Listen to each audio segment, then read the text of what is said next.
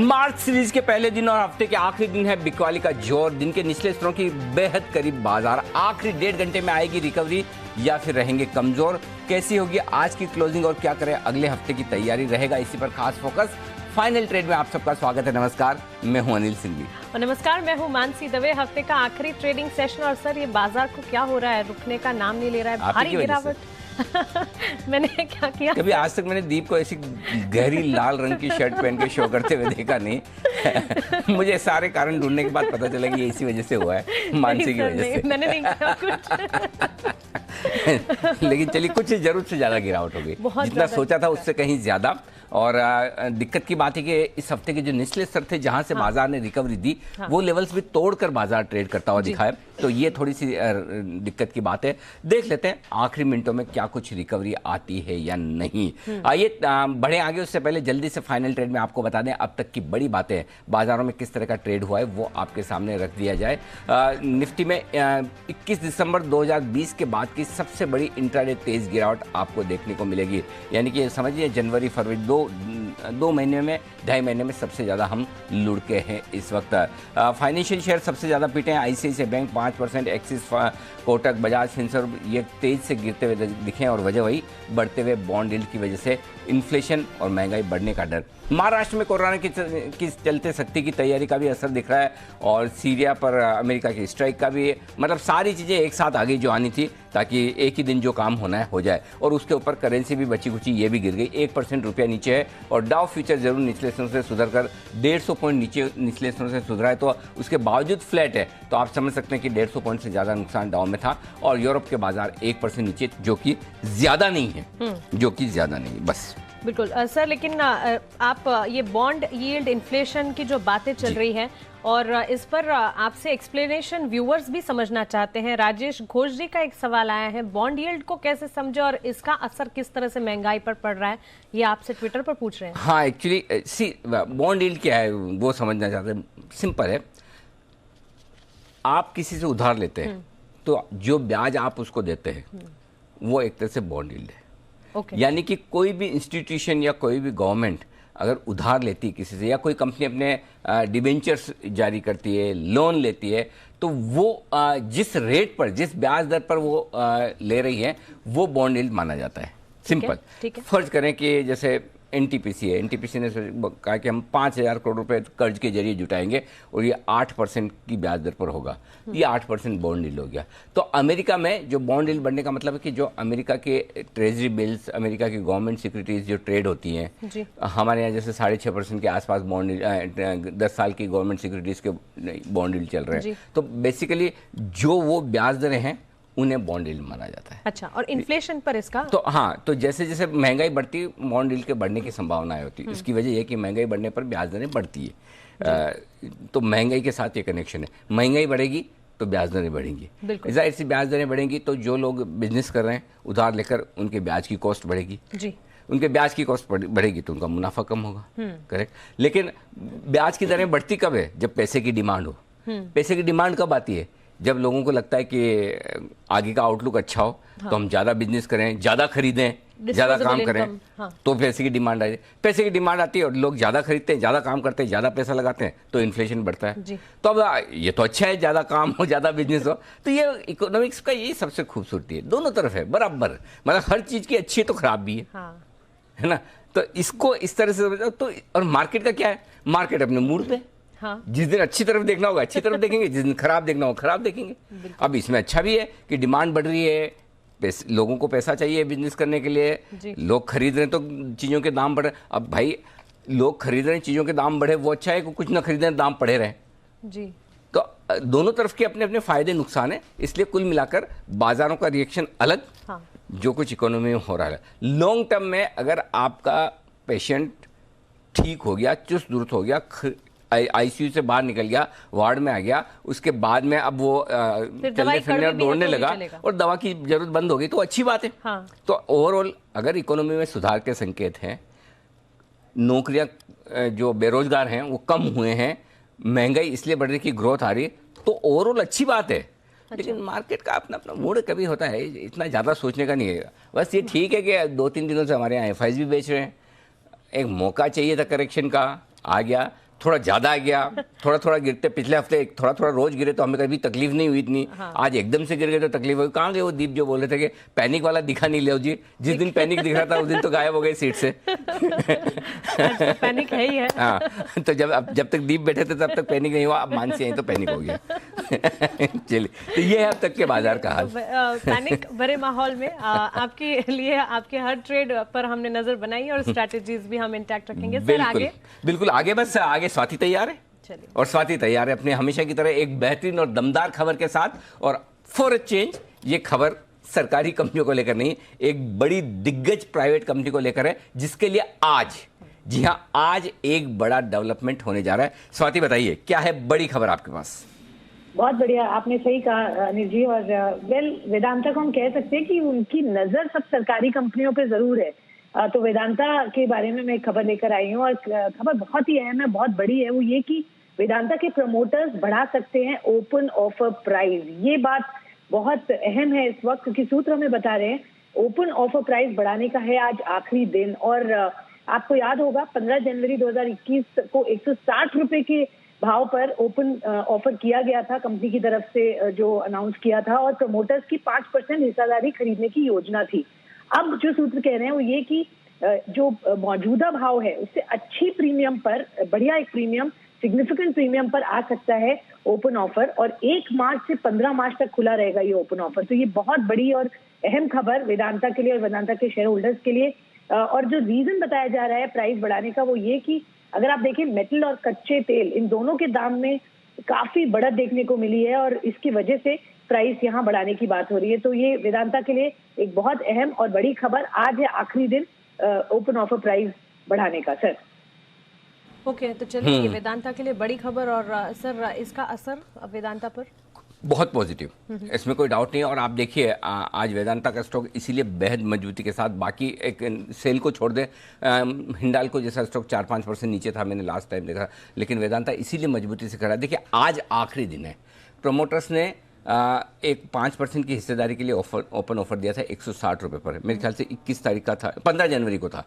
ठीक है, आज क्यों ज़रूरी है वो बता दूं, क्योंकि आज ओपन ऑफर के शेड्यूल के हिसाब से आज आखिरी दिन है।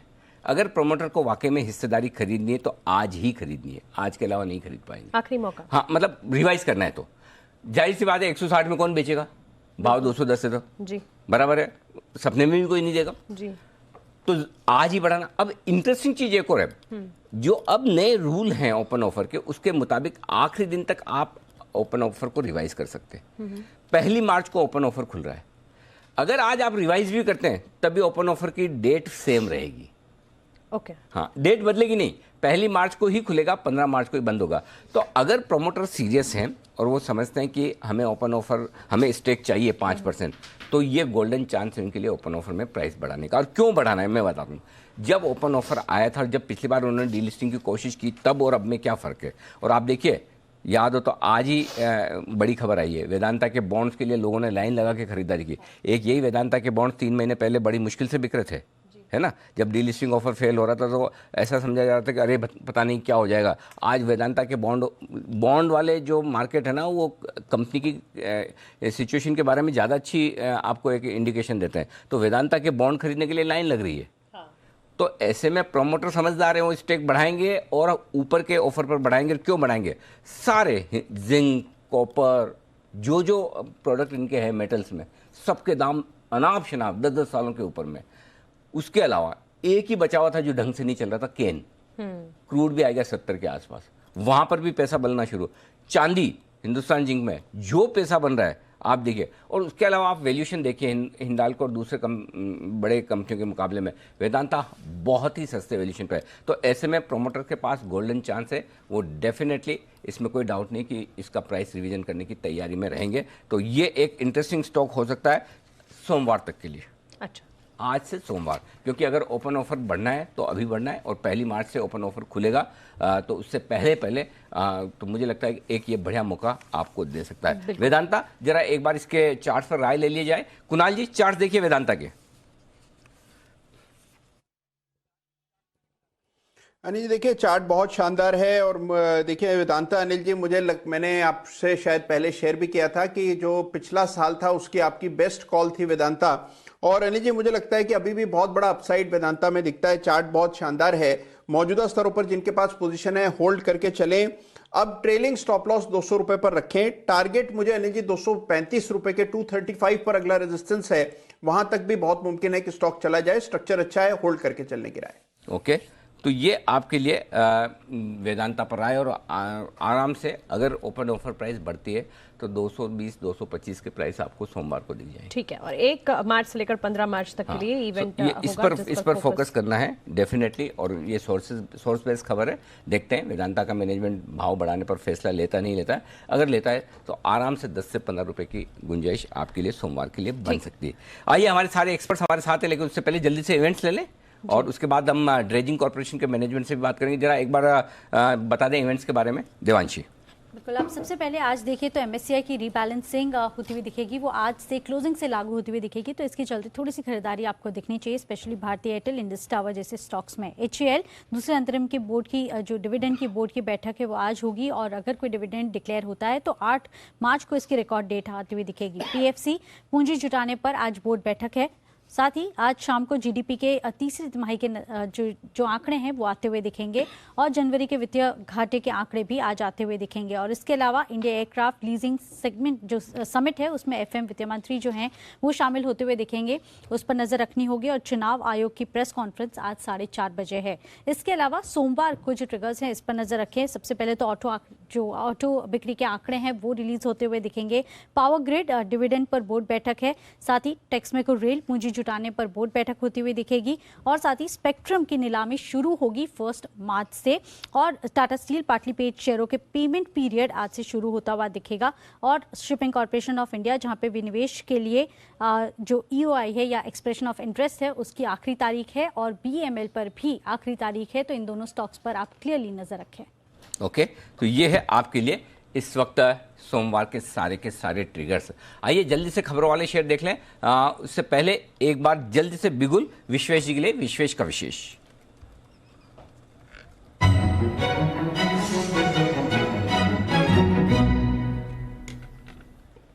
बताएं विश्वेश जी। अनिल जी देखिए, मुझे ऐसा लग रहा है मार्केट थोड़ा ओवरडन हो चुका है, और स्टॉक जो ऑलरेडी बीटन डाउन है उनमें कहीं ना कहीं रिवर्सल के साइन दिख रहे हैं। एटलीस्ट रिस्क रिवॉर्ड बेहतर है, तो मेरी ओर से जो खरीदारी की राय है वो मारुति, और मारुति का 7200 का out of the money call option खरीदना है, जो फिलहाल 230 के आसपास मिल रहा है। मारुति काफ़ी टाइम से गिर रहा था, और आज के दिन में इंट्राडे में एक मल्टीपल बॉटम बनाया है, भाई पॉजिटिव डाइवर्जेंस है, और मुझे ऐसा लग रहा है कि कंपेयर टू द मार्केट अब ये स्टॉक नहीं गिर रहा है, तो यहाँ पर रिस्क रिवॉर्ड काफ़ी एनर्जी, तो 7200 का कॉल खरीदिए 230 के आसपास। 180 का जो आज के लो है उसके नीचे का स्टॉप लॉस रखिए, और यहाँ 300, 350 और 400 तक के 7200 के कॉल ऑप्शन में टारगेट रहेंगे, क्योंकि मेरा व्यू है कि मारुति यहाँ से 7200, 7300 की ओर जा सकता है। ओके, तो ये है आपके लिए मारुति में खरीदारी करने की राय। 7200 का कॉल ऑप्शन खरीदें और तेजी करें, क्या बात है। वागले साहब के लिए बिगुल वागले का वंडर।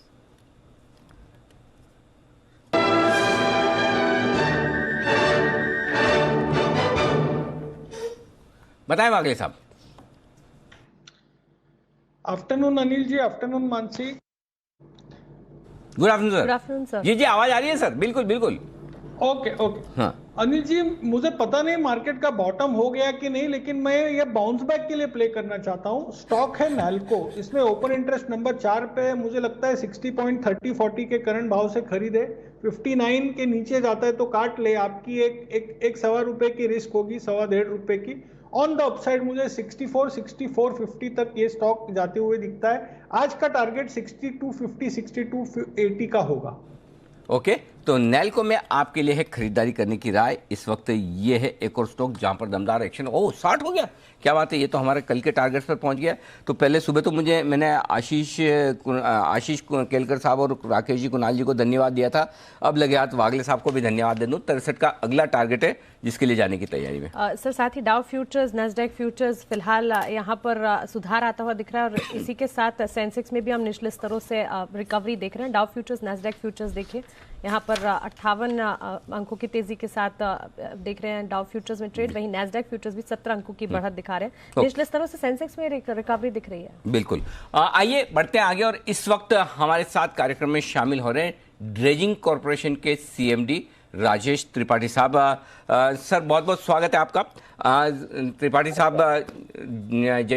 ड्रेजिंग कॉरपोरेशन के सीएमडी है और कल उनका इस पदभार पर आखिरी दिन है। आपने लंबे समय तक ड्रेजिंग कॉरपोरेशन को सेवाएं दी और कल आप सेवानिवृत्त हो रहे हैं। सर सबसे पहले तो आपको बहुत बहुत बधाई और आगे के लिए शुभकामनाएं। आपके नेतृत्व में ड्रेजिंग कॉरपोरेशन ने कमाल किया है।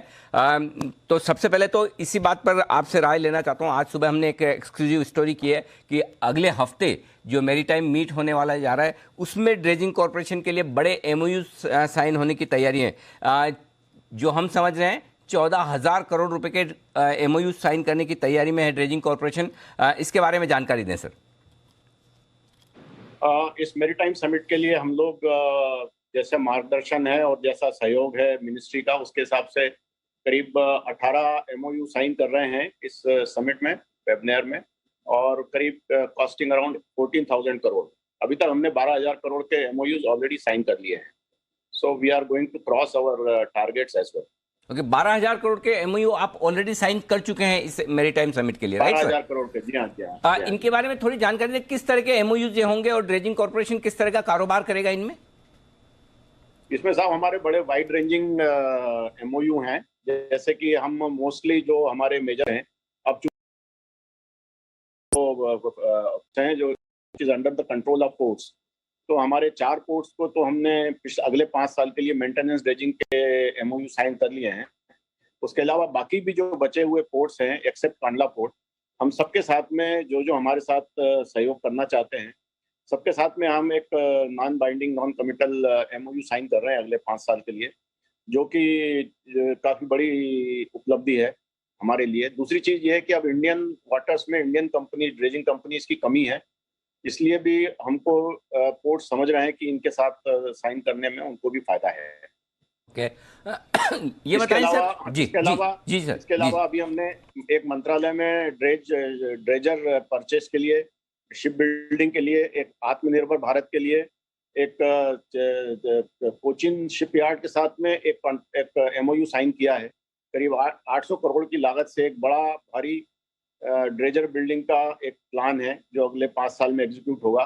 और इसके बनने के साथ में जो शिपिंग यार्ड है, जो हमारा कोचिन शिपयार्ड है, उसको बड़ा बेनिफिट होगा। उसको बड़े बड़े ऑर्डर्स जो हैं वो मिडिल ईस्ट और साउथ ईस्ट एशिया, इसके अलावा अफ्रीका, यहाँ से काफ़ी ऑर्डर मिलेंगे अगर ये सक्सेसफुल बनाते हैं तो it is a win win situation for both the companies. बिल्कुल। एंड इसके अलावा हमने बाकी जो सहयोगी कंपनियां हैं, जो हमारे वेंडर्स हैं, DML है और बाकी जो भी हमारी कंपनीज, उन सब के साथ में हमने एमओयू साइन किए हैं, जो टोटल 18 एमओयू साइन कर रहे हैं।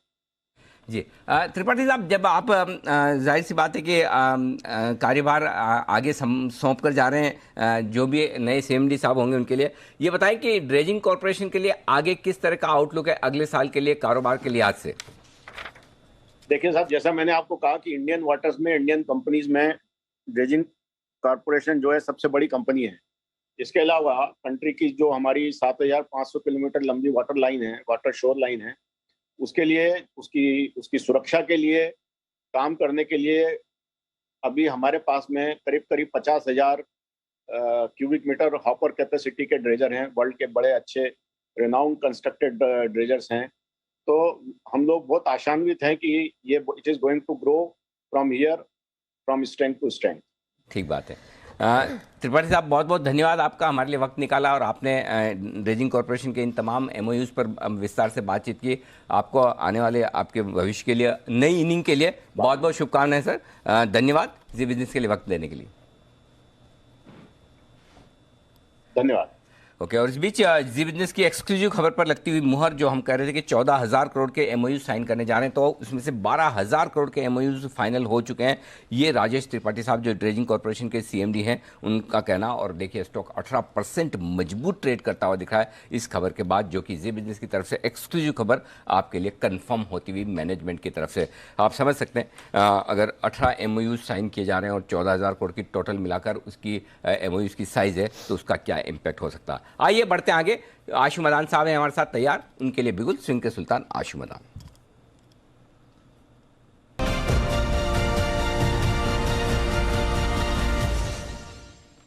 बताएं सर। अनिल जी, पहले तो आपसे एक सवाल। आई थिंक ये जो कोविड ने एक चीज का हमारे को आंसर दिया कि 19-20 का फर्क क्या होता है वो बता दिया। अब मैं आपसे पूछना चाहता हूँ अनिल जी, वो थर्सडे और फ्राइडे का फर्क देख लिया? जो आप कह रहे थे कि फ्राइडे को अगर एक्सपायरी हो जाए, थर्सडे की जगह जो एनएसई बंद हो गया था कि फ्राइडे कर लेते हैं, तो अनिल जी ये थर्सडे फ्राइडे का डिफरेंस जो मैं कहता था कि इम्पॉसिबल है, हैवॉक आ जाएगा। सो अनिल जी देखिए वो हैवॉक आ गया। तो बहुत ये 19-20 की डेफिनेशन और थर्सडे फ्राइडे जमीन आसमान का फर्क है।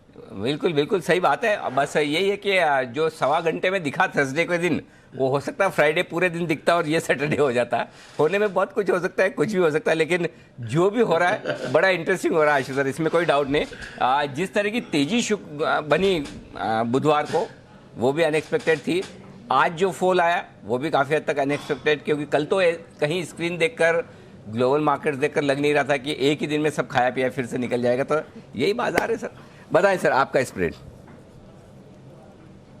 तो अनिल जी देखिए, जो एक सेक्रेट लेवल था हमारा 14,700, जो पिछली बार भी एक टारगेट था कि 15,200 के आसपास 14,700 आना चाहिए, वो 14,700 आया। और अनिल जी वो जो सारी गेम थी 15,000 की, वो एक्सपायरी से रिलेटेड थी कि एक्सपायरी 15,000 से ऊपर होगी। इसका मतलब ये नहीं कि वो तेजी परमानेंट है या परपेचुअल है या आगे भी है। अनिल जी 15,000 के ऊपर की लाइफ ना बहुत मुश्किल होने वाली है और स्टॉक चर्निंग बहुत ज्यादा होगी। स्टॉक स्पेसिफिक रहना पड़ेगा। और स्टॉक स्पेसिफिक में अनिल जी जो विश्वेश ने बोला ना, अगर मुझे आज एक स्टॉक अच्छा लगता है तो वो पीएसयू के अलावा मारुति है। तो मैं पहले तो विश्वेश के साथ जाना चाहूंगा कि मारुति इज वन स्टॉक जो डिप में बिल्कुल लेना चाहिए, और उसमें यहां से 300-400 रुपए की 500 रुपए की तेजी भी बन सकती है। बट रूट जो विश्वेश ने बताया ऑप्शन का बेटर है, सेफ है। सेकंड चीज अनिल जी, 14,700 को निफ्टी ब्रीच कर चुका है और आज अनिल जी कोई ऐसा फंसा हुआ नहीं था। ये तो बहुत टचवुड, ये बाय गॉड्स ग्रेस, ये बहुत अच्छी बात थी कि पहला दिन था। क्योंकि ये अगर जो मैंने कहा हैवॉक वर्ड यूज किया था कि अगर ये आगे पीछे हो जाता तो अनिल जी जिस तरह की ओपन पोजीशंस होती हैं तो ये तो बिल्कुल मैसेकर और ज्यादा हो जाता। Having said that Anil ji, जब पहले दिन भी हुआ तो दैट शोज इनहेरेंट वीकनेस कहीं मार्केट में आई है। तो अनिल जी कुछ जो सिलेक्ट स्टॉक्स के अगेंस्ट शॉर्ट करना है तो अनिल जी निफ्टी का एक स्प्रेड है जो कि बहुत एक्सीलेंट स्प्रेड बन रहा है, जो कि हमने क्लाइंट्स को भी बोला है, मैं बिल्कुल चाहता हूं कि बनना चाहिए। अनिल जी 14,600 की एक पुट लेनी है, 14,600 की, और 14,400 की 2 पुट बेचनी है। अली जी 500 पॉइंट की ऑलमोस्ट करेक्शन हो चुकी है 15,100 से कल और परसों के बीच में।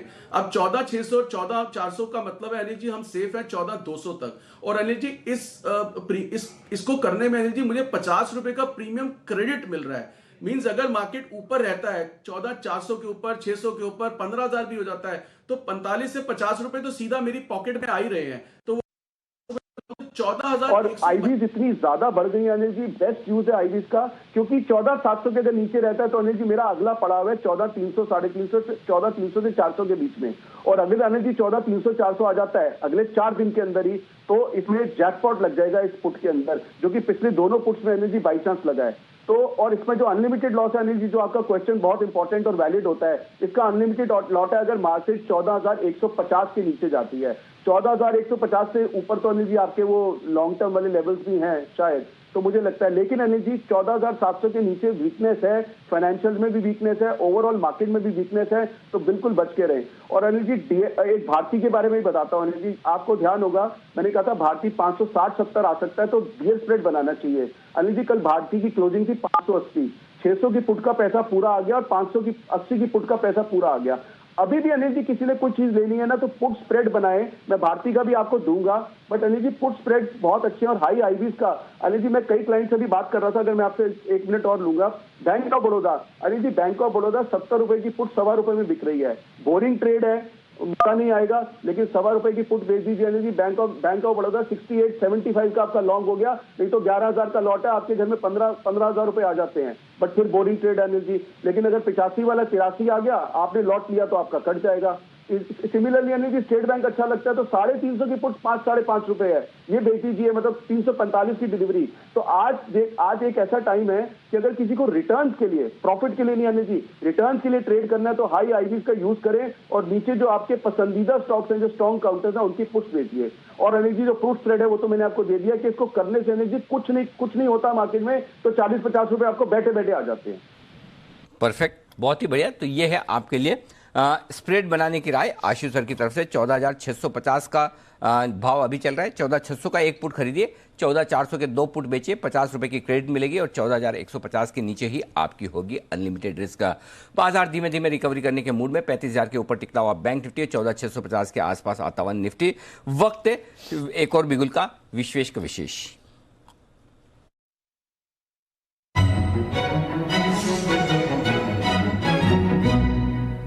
बताएं विश्वेश जी। देखिए अनिल जी, मानना है कि मार्केट के अंदर में आज की जो गिरावट है वो ये लेवल पे है जहाँ से मार्केट बहुत स्ट्रॉन्ग रिवर्सल दे सकता है। टू एन एक्सटेंड मुझे लगता है लास्ट 1 घंटे में हम यहाँ से 100-150 पॉइंट या 200 पॉइंट भी रिकवर हो सकते हैं। तो मेरा जो स्प्रेड है वो एग्जैक्टली ऑपोजिट है आशु जी का, लेकिन हम दोनों की जो लॉजिक है वो सिमिलर है कि हाई आईवी है। तो करना ये होगा अनिल जी कि 14,700 का कॉल ऑप्शन खरीदना होगा जो 180 रुपये के आसपास मिल रहा है, और 15,000 जहाँ पे बहुत हैवी राइटिंग हुई है वहाँ पे 2 कॉल बेच देने जो 75 रुपये के आसपास बेच रहे हैं। तो नेट 30 रुपए का डेबिट आता है। अब इससे होता यह है कि आप 1:2 कॉल रेशियो बनाते हो, अगर व्यू गलत चला गया तो नीचे जाता है, तो मेरे हिसाब से 30 रुपए ज्यादा सा रिस्क नहीं है। ऑन दी अदर हैंड अगर मार्केट रिकवर करता है तो 15,260 ऑलमोस्ट यहाँ से 500 पॉइंट तक आपको कोई रिस्क नहीं है। And on the other hand जो मेरा व्यू है कि हम यहाँ से 15,000 की ओर जा सकते हैं तो आपको बहुत अच्छा फायदा हो सकता है। तो 1:2 कॉल स्प्रेड 14,700 15,000 का करना है with a debit of 30 rupees. View ये है कि मोर और लेस 14,500 के नीचे मार्केट नहीं जाना चाहिए और शायद हम 15,000 की ओर जा सकते हैं ट्यूसडे तक। 14,660 के लेवल्स पर फिलहाल निफ्टी में करीब 3% की गिरावट के साथ खरीदारी करनी है 14,700 के कॉल ऑप्शन की। यहाँ पर 1:2 का स्प्रेड करने की राय विश्वेश जी की तरफ से आती हुई। निफ्टी 14,700 की कॉल खरीदें 1 लॉट, निफ्टी 15,000 की कॉल बेचें 2 लॉट, वहीं 15,200 का निवेश को सुरक्षित यहाँ पर किया जा सकता है। आगे बढ़ते हैं और खबरों के चलते आज कहाँ पर एक्शन देखने को मिल रहा है, मार्केट खुलने के बाद कौन सी खबरें रही जो फोकस में है, बताने के लिए वरुण हमारे साथ जुड़ गए हैं। वरुण बताएं। देखिए मानसी, सबसे पहले तो ड्रेजिंग कॉर्प की जो हमने एक्सक्लूसिव खबर बताई और अभी मैनेजमेंट ने पुष्टि भी की, तो वो स्टॉक जो है सबसे ज़्यादा हरकत में है। इसके अलावा शिपिंग कंपनीज को लेकर और एक बयान आया शिपिंग सचिव की तरफ से कि निवेश की संभावना है, संभावना वाले करीब 400 प्रोजेक्ट है जिसकी पहचान की गई है, जिसमें करीब 2 लाख करोड़ के आसपास का निवेश जो है वो आ सकता है। तो ओवरऑल शिपिंग सेक्टर जो है वो आज काफ़ी फोकस में है। आयनॉक्स और पीवीआर और आयनॉक्स लीजर, ये 2 स्टॉक्स जो है उनमें आज अच्छी खासी गिरावट देखने मिल रही है, क्योंकि महाराष्ट्र में जिस तरह से हालात बिगड़ रहे हैं कोरोना को लेके, यहाँ पे महाराष्ट्र के जो मंत्री है विजय विडेट्टीवार, इनके तरफ से एक बयान आया है कि हो सकता है कि पीवीआर और आयनॉक्स जैसे इनफैक्ट जो मल्टीप्लेक्सेस है या फिर जो सिनेमा हॉल्स है उनको बंद करने पर भी विचार किया जा सकता है, ये बयान आया है। एयरलाइन स्टॉक्स के आपके रडार पे होने चाहिए, क्योंकि मुंबई एयरपोर्ट का जो टर्मिनल 1 है वो दोबारा सा खोला जाएगा, ये खबरें हैं। 10 मार्च से घरेलू उड़ान के लिए टर्मिनल 1 जो है उसको दोबारा खोला जाएगा। सीमेंट कंपनीज कोजेंसिस के हवाले से खबर आई है कि कंपनियां सोमवार से सीमेंट के जो दाम है उसको बढ़ाने वाली है। खासकर दक्षिण भारत में सीमेंट की कंपनियां जो है वो दाम बढ़ाने वाली है, 30 से 40 रुपये प्रति बोरी से दाम बढ़ाएंगे। जस्ट डायल यहाँ पे HDFC AMC ने करीब 2.73% हिस्सेदारी जो है वो बेची है। बुधवार को ओपन मार्केट के जरिए हिस्सेदारी बेची गई है। नैटको फार्मा मिर्गी की एक दवाई है, उसको इस कंपनी ने लॉन्च किया है। नवभारत वेंचर्स बायबैक का ऐलान हो चुका है, 100 रुपये प्रति शेयर के भाव पे बायबैक किया जाएगा। 150 करोड़ का बायबैक है और ओपन मार्केट से बायबैक किया जाएगा। और सबसे आखिरी में RCF, इसमें सुबह 27 लाख शेयर्स के बड़े सौदे हुए हैं। बस ऐसा। हाँ, लेकिन इससे ज्यादा इम्पैक्ट तो हमारी खबर का देखने मिला। कल भी डबल डिजिट, आज भी डबल, आज भी 16%, कल 20% बढ़ा था, आज 16% फिर बढ़ा हुआ है। सारे के सारे फर्टिलाइजर शेयर्स बेहद मजबूत है। आइए वक्त है 2 मिनट पहले सेठी साहब का स्वागत करने का। कई बार हम लेट भी करते तो एवरेज हो जाएगी। तो सेठी साहब का स्वागत है, सदाबहार सेठी साहब की short term pics.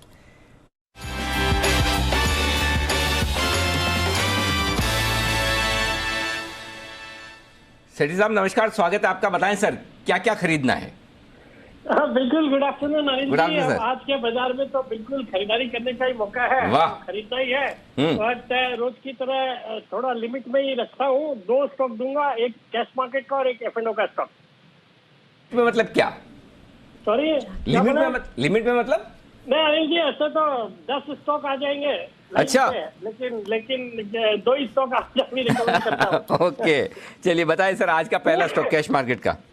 Anil ji, जो कैश मार्केट का पहला स्टॉक आता है उसका जिक्र करने से पहले एक स्टॉक जो मैंने परसों नहीं मंगलवार को दिया था, प्राज इंडस्ट्रीज, 140 रुपए के लेवल पे दिया था। 155 का मेरा टारगेट था, अभी भाव है उसका 162 रुपए।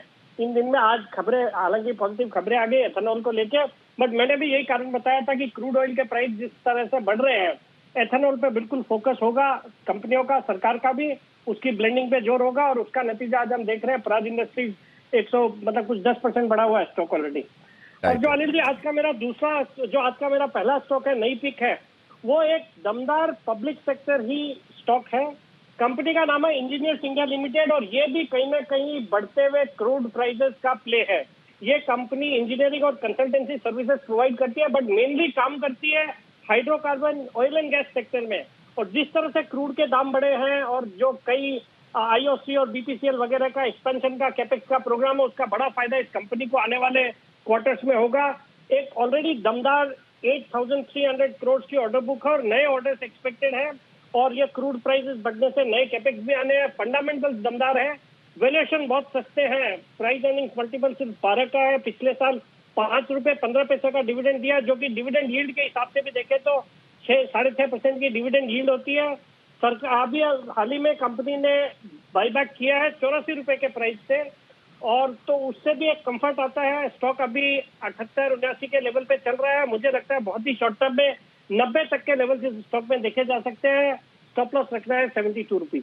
72 का स्टॉप लॉस, 90 का टारगेट, और ये EIL के लिए 84 रुपए का बायबैक भी खुला हुआ है, तो ऐसे में अगर गिर जाए तो बायबैक में दे देना।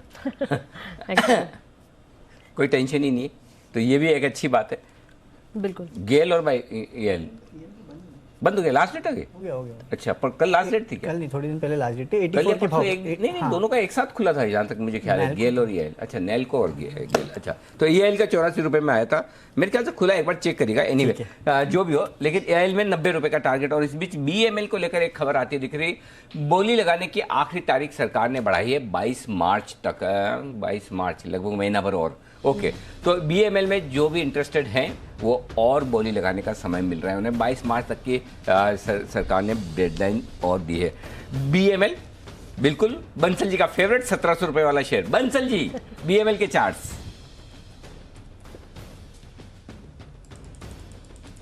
अनिल जी देखिए, चार्ट्स एकदम पॉजिटिव हैं और ऑलरेडी एक ब्रेकआउट हम 1050 के ऊपर आते हुए देखने को मिल रहा है।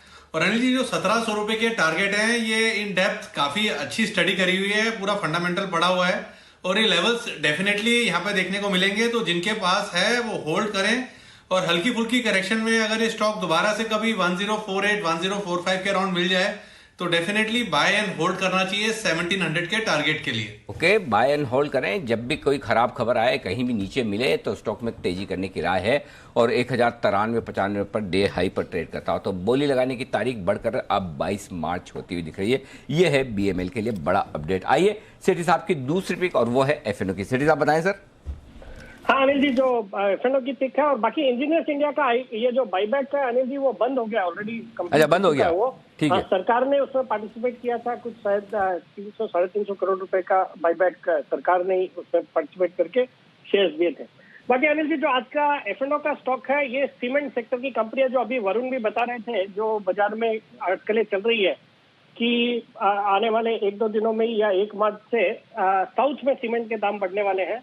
तो वहां से साउथ का जो सबसे बड़ा प्लेयर है रैमको सीमेंट, इस स्टॉक को आज मैंने पिक किया, जो कि अभी 975 के लेवल पे मार्च फ्यूचर्स चल रहे हैं।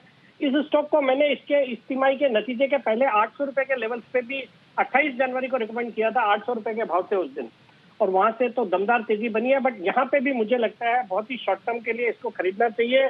अगर सीमेंट के प्राइसेस कल परसों में जो बढ़ने के पूरे आसार है वो होता है, तो सबसे बड़ी बेनिफिशियरी चूंकि साउथ का सबसे बड़ा प्लेयर है तो रैमको सीमेंट होगी। वैसे भी एक जबरदस्त कंपनी है और सरकार का जिस तरीके से इंफ्रास्ट्रक्चर पे फोकस है, रियल एस्टेट की डिमांड बढ़ रही है, मुझे लगता है पूरा सीमेंट सेक्टर अच्छा करना चाहिए। इस कंपनी के भी जो दिसंबर तिमाही के नतीजे आए, दमदार नतीजे थे। पिछले साल 95 करोड़ के सामने 201 करोड़ का प्रॉफिट रिपोर्ट किया। ऑपरेटिंग प्रॉफिट मार्जिन आए 16% के, जो कि अब ये प्राइसेस बढ़ने से और बढ़ेंगे। तो इस स्टॉक में खरीदारी करने की सलाह है और मुझे लगता है जैसे ही बाजार के सेंटीमेंट सुधरेंगे 1025 तक के लेवल्स मुझे लगता है इस स्टॉक में देखने को मिल सकते हैं।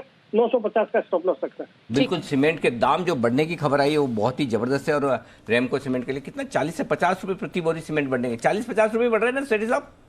हाँ, उतनी बातें यही चल रही है कि कुछ 25 से 50 रुपए तक तो हो सकता है, वो इसी रेंज में सीमेंट के पर बोरी दाम बढ़ने चाहिए। प्रति बोरी वरुण, आपकी स्टॉक्सी न्यूज में भी तो हाँ, स्टॉक्सी न्यूज में है ना सर कि 30 से 40 रुपए प्रति बोरी बढ़ सकते हैं सोमवार से। ये तो बड़ा गेम है।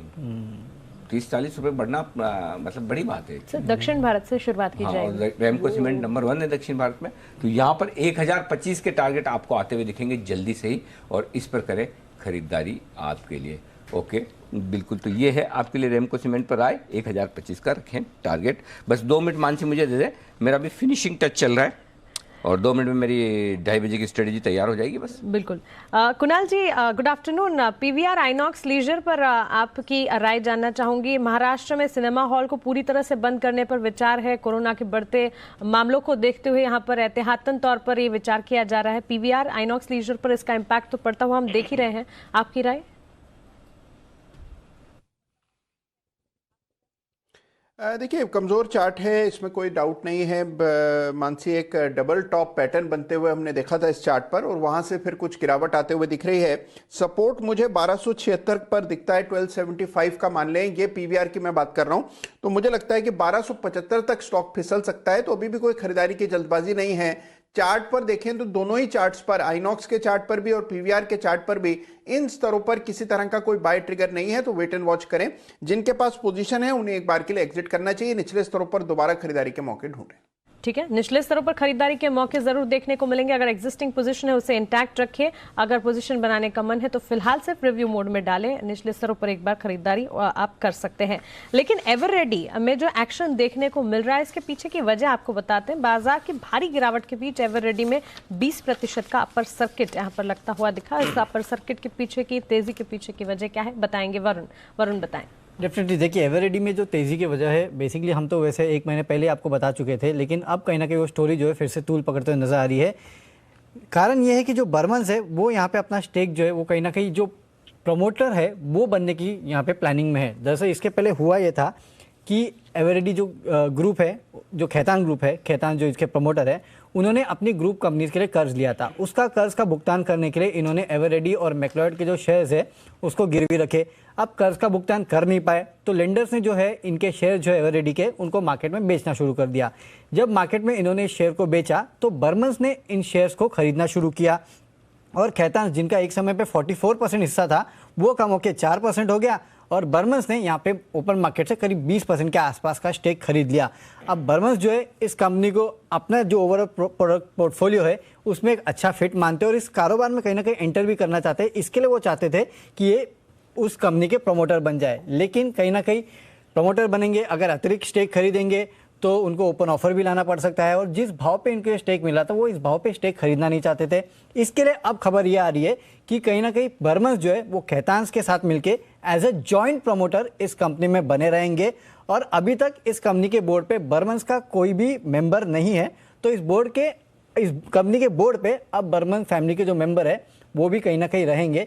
तो ये खबर है एवररेडी को लेके। हाँ, आगे अगर उनकी इच्छा हुई कि जाके अपने स्टेक बढ़ाना है तो हो सकते हो स्टेक भी बढ़ाए। अगर स्टेक बढ़ाया तो ओपन ऑफर आएगा, फिलहाल वो शायद जॉइंट प्रमोटर बन के रहेंगे। ये स्टोरी हम आपको दिसंबर को बता चुके थे, फिर से ये स्टोरी आई है तो उसके चलते स्टॉक में तेजी देखने मिली है। ठीक है, तो एवररेडी में यहाँ पर अच्छी तेजी के साथ, और इसके पीछे की वजह अब आप जानते हैं। आज अपर सर्किट स्टॉक ने देखी और बर्मन्स खैतान के साथ एक जॉइंट मेंबरशिप करने की यहाँ पर खबरें जो आती हुई दिखी। मैनेजमेंट में बदलाव होते हुए दिख सकते हैं, उसमें कोई एक जॉइंट मेंबरशिप की खबर आती हुई जिसका यहाँ पर असर है एवररेडी के स्टॉक प्राइस में देखने को मिल रहा है।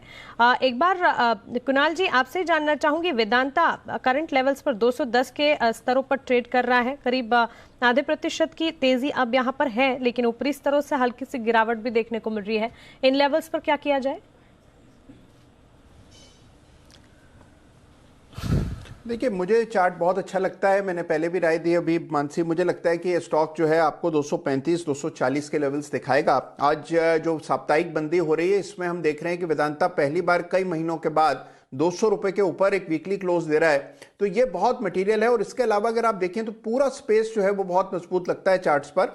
तो मेरी राय में वेदांता जिनके पास है होल्ड करके चले, 235 का टारगेट होगा। अनिल सर, स्ट्रैटेजी के लिए अभी आप रेडी हैं? एवररेडी ठीक है चलिए, तो फिर ग्लोबल सेटअप बता देते हैं। डाउ फ्यूचर्स में हम देख रहे हैं बिगुल के बगैर तो मैं कुछ करते ही नहीं काम। ठीक है, तो अनिल सर की स्ट्रैटेजी का बिगुल।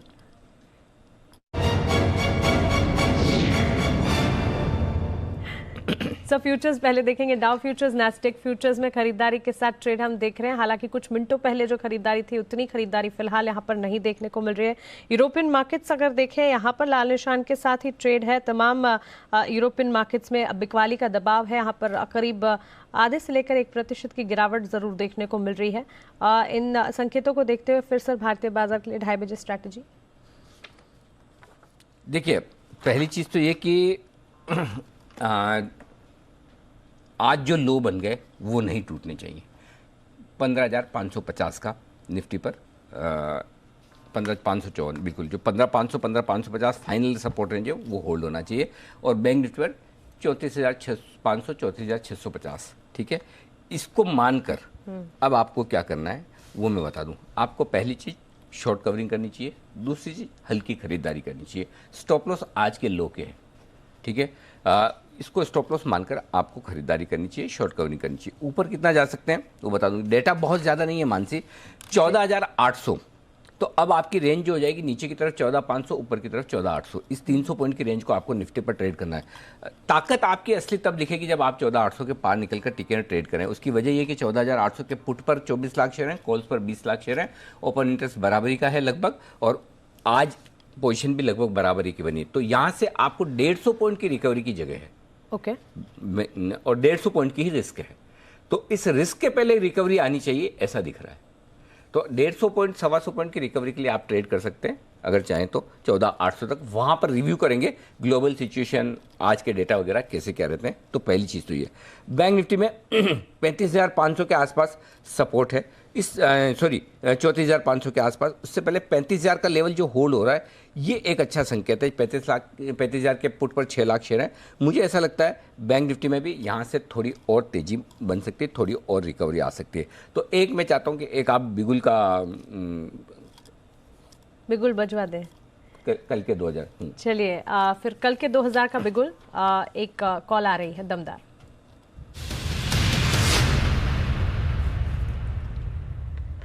जी सर बताएं। दमदार बोला आपने तेजी करने वालों में दम किधर है, लेकिन कॉल तो दमदार है। बैंक निफ्टी 35,150 की रेंज में यहाँ पर स्पॉट लेवल जो मैं बता रहा हूँ आपको, यहाँ पर खरीदारी करने की राय है बैंक निफ्टी में।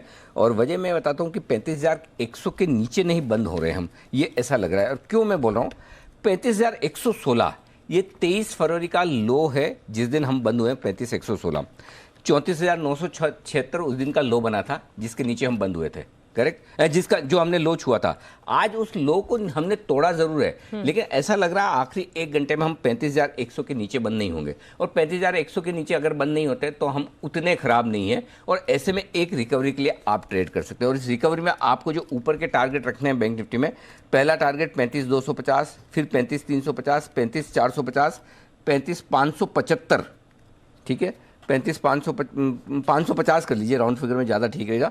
35,550 यहाँ तक के टारगेट्स के लिए आपको खरीदारी करनी है। कम से कम ये लेवल्स तो आते हुए दिखेंगे और उसके बाद देखेंगे और आगे कितना बढ़ते हैं। तो 35,500 से 35,600 बेसिकली ये रेंज है। 35,500 से 35,600 जहाँ तक बैंक निफ्टी इस रिकवरी में एक बार जा सकता है। तो यहाँ से 300 से 400 पॉइंट की जगह बैंक निफ्टी के लिए रिकवरी की। अब आपको ट्रेड कैसे करना है, 34,900 अगर आता है तो और ऐड करना है, ठीक है। 35,100 150 में लीजिए, 34,900 पे और ऐड कीजिए। आज का लो का स्टॉप लॉस थोड़ा दूर दे रहा हूँ 34,650 का, लेकिन वो सेफ स्टॉप लॉस है आपके। 34,650 का स्टॉप लॉस रखिए, 2 बार लीजिए। 35,500 से 35,600 की रेंज में आप प्रॉफिट बुक कीजिए, ये आपके लिए। और या फिर 35,500 600 पर हम एक बार फिर से देखेंगे कि और कितना आगे बढ़ सकता है, क्या हो सकता है। तो एक रिकवरी के लिए, उछाल के लिए आप ट्रेड कर सकते हैं। लेकिन याद रहे ये रिकवरी और उछाल के लिए ट्रेड है जिसे आपको ट्रेड करना है। वॉलेटिलिटी है, प्रॉफिट लेते रहें, दोनों तरफ ट्रेड करते रहें, स्टॉप लॉस ट्रेल करते रहें। एक तरफा तेजी नहीं होगी, ये ध्यान रखिए। एक तरफा मंदी नहीं होगी तो एक तरफा तेजी भी नहीं होगी।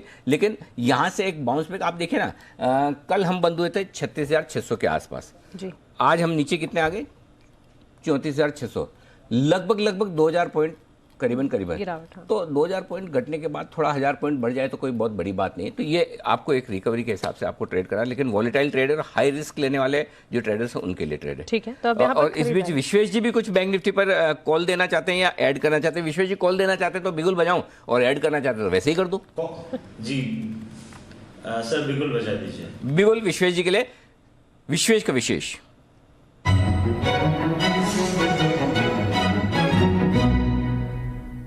बताएं सर।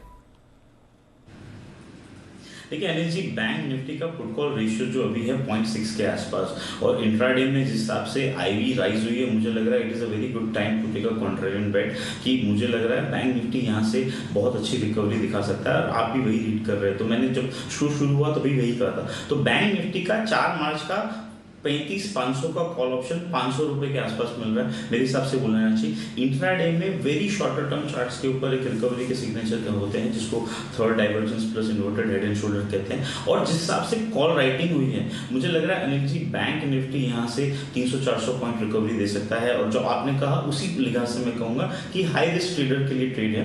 आज की लो का स्टॉप लॉस मतलब 35,500 का आज का लो है 400 रुपए के आसपास, उसके स्टॉप लॉस के साथ में 35,500 का कॉल ऑप्शन खरीदना है। और जिस हिसाब से मुझे लग रहा है कि रिकवरी हो सकती है 600 रुपए, 750 रुपए और 800 रुपए तक के टारगेट के लिए बैंक निफ्टी का 35,500 का कॉल ऑप्शन खरीदने की राय होगी कॉन्ट्रैक्ट बेट।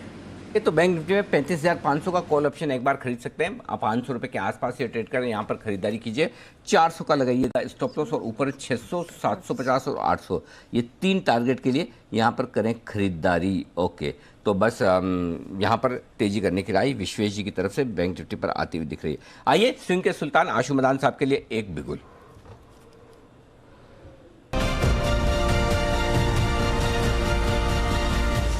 बताएं आशु जी।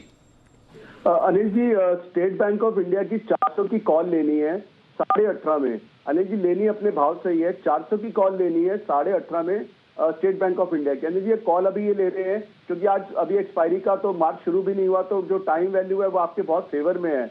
और अगर मार्केट में रिवर्सल आएगा तो एसबीआई की पार्टिसिपेशन के बिना नहीं आ सकता, तो 18.5 में लेनी है। और अनिल जी इसका स्टॉप लॉस कॉल का रेट नहीं दे रहा हूँ, अगर 385 के नीचे स्टेट बैंक गया तो कॉल का जो भी रेट होगा वो काट देना है, अगर 385 के नीचे स्टेट बैंक गया।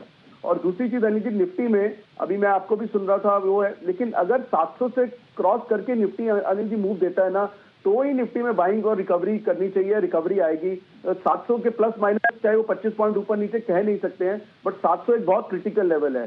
700 के ऊपर चलेगा तो अनिल जी वो है, और अगर चलेगा तो बहुत बढ़िया। अनिल जी जो बियर स्प्रेड है उसका पर्पज ही यही है कि मतलब ज्यादा मंदी नहीं है, और 50 रुपए आपके घर आ जाएंगे, और अगर 100 पॉइंट नीचे भी हो गया तो भी आ जाएंगे, 100 पॉइंट ऊपर आप तो भी आएंगे। तो ये 700 का जो लेवल है ना बहुत ही सीक्रेट है।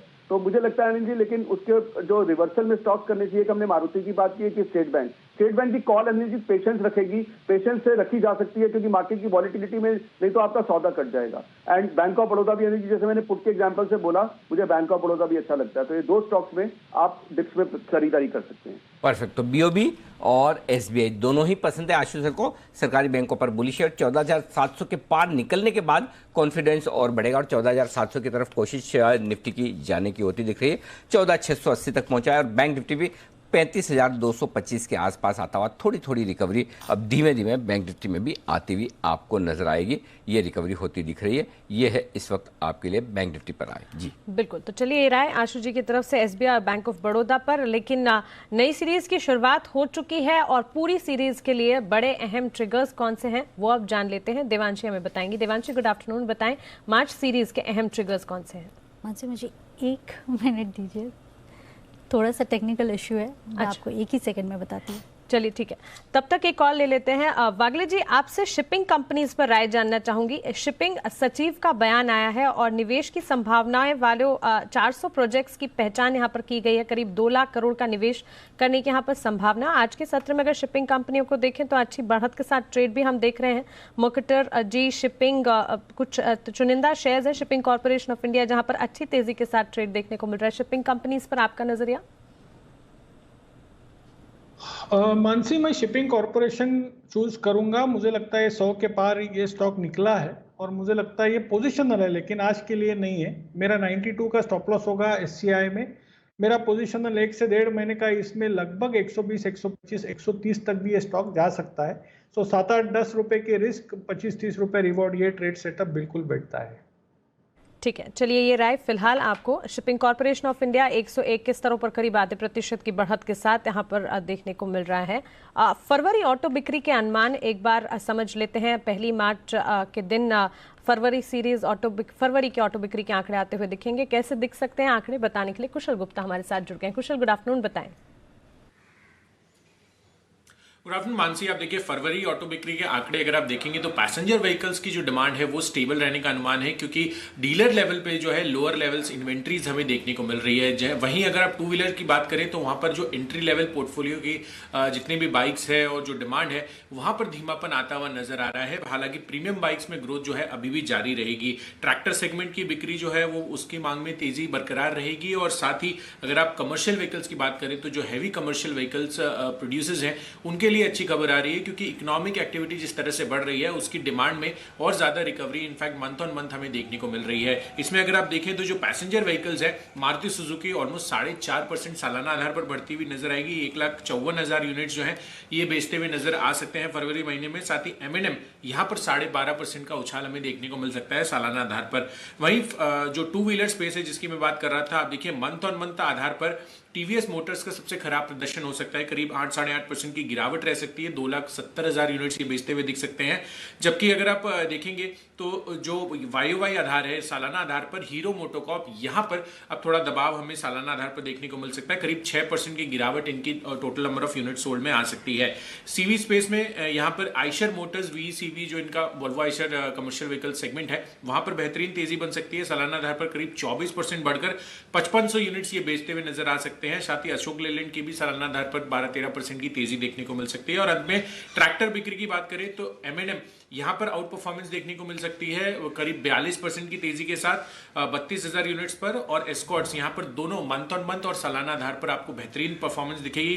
25% से ज्यादा की ग्रोथ तो आपको दोनों फ्रंट पर हो सकती है। और 11,500 हम ये अनुमान करके चल रहे हैं इतनी यूनिट्स ही बेच सकते हैं। ऑटो बिक्री के अनुमान। सुमित जी, ऑटोमोबाइल स्पेस पर आपका नजरिया, कोई पर्टिकुलर पिक जो आप यहाँ पर चुनना चाहेंगे? हाँ जी, देखिए ऑटो सेक्टर में ओवरऑल देखेंगे तो बहुत बढ़िया मूव देखने को मिल रहा है, लेकिन आज मार्केट्स में ये गिरावट के चलते थोड़ा सा profit booking most of the stocks में देखने को मिल रहा है। मेरे को ऐसा लग रहा है कि थोड़ा सा डिप आने दे, लोअर लेवल्स पे फिर खरीदारी कर सकते हैं, जिसमें एक तो मारुति को सिलेक्ट कर सकते हैं, उसके बाद नेक्स्ट जो स्टॉक सिलेक्ट करना है उसको एस्कॉर्ट्स को सिलेक्ट कर सकते हैं। तो ये दो स्टॉक को ध्यान में रखें, जब भी डिप आता है तो इन स्टॉक्स में लॉन्गर टर्म टाइम होराइजन के हिसाब से खरीदारी कर सकते हैं। ठीक है, मारुति सुजुकी एस्कॉर्ट्स दोनों ही शेयर्स आप देखिए 6951 के लेवल्स पर फिलहाल हल्की सी खरीदारी के साथ मारुति सुजुकी में ट्रेड हम देख रहे हैं। 1318 के स्तरों पर एस्कॉर्ट्स में भी फिलहाल कामकाज देखने को मिल रहा है। चलिए अब देवांशी से जान लेते हैं मार्च सीरीज के बड़े ट्रिगर्स कौन से। देवांशी बताएं।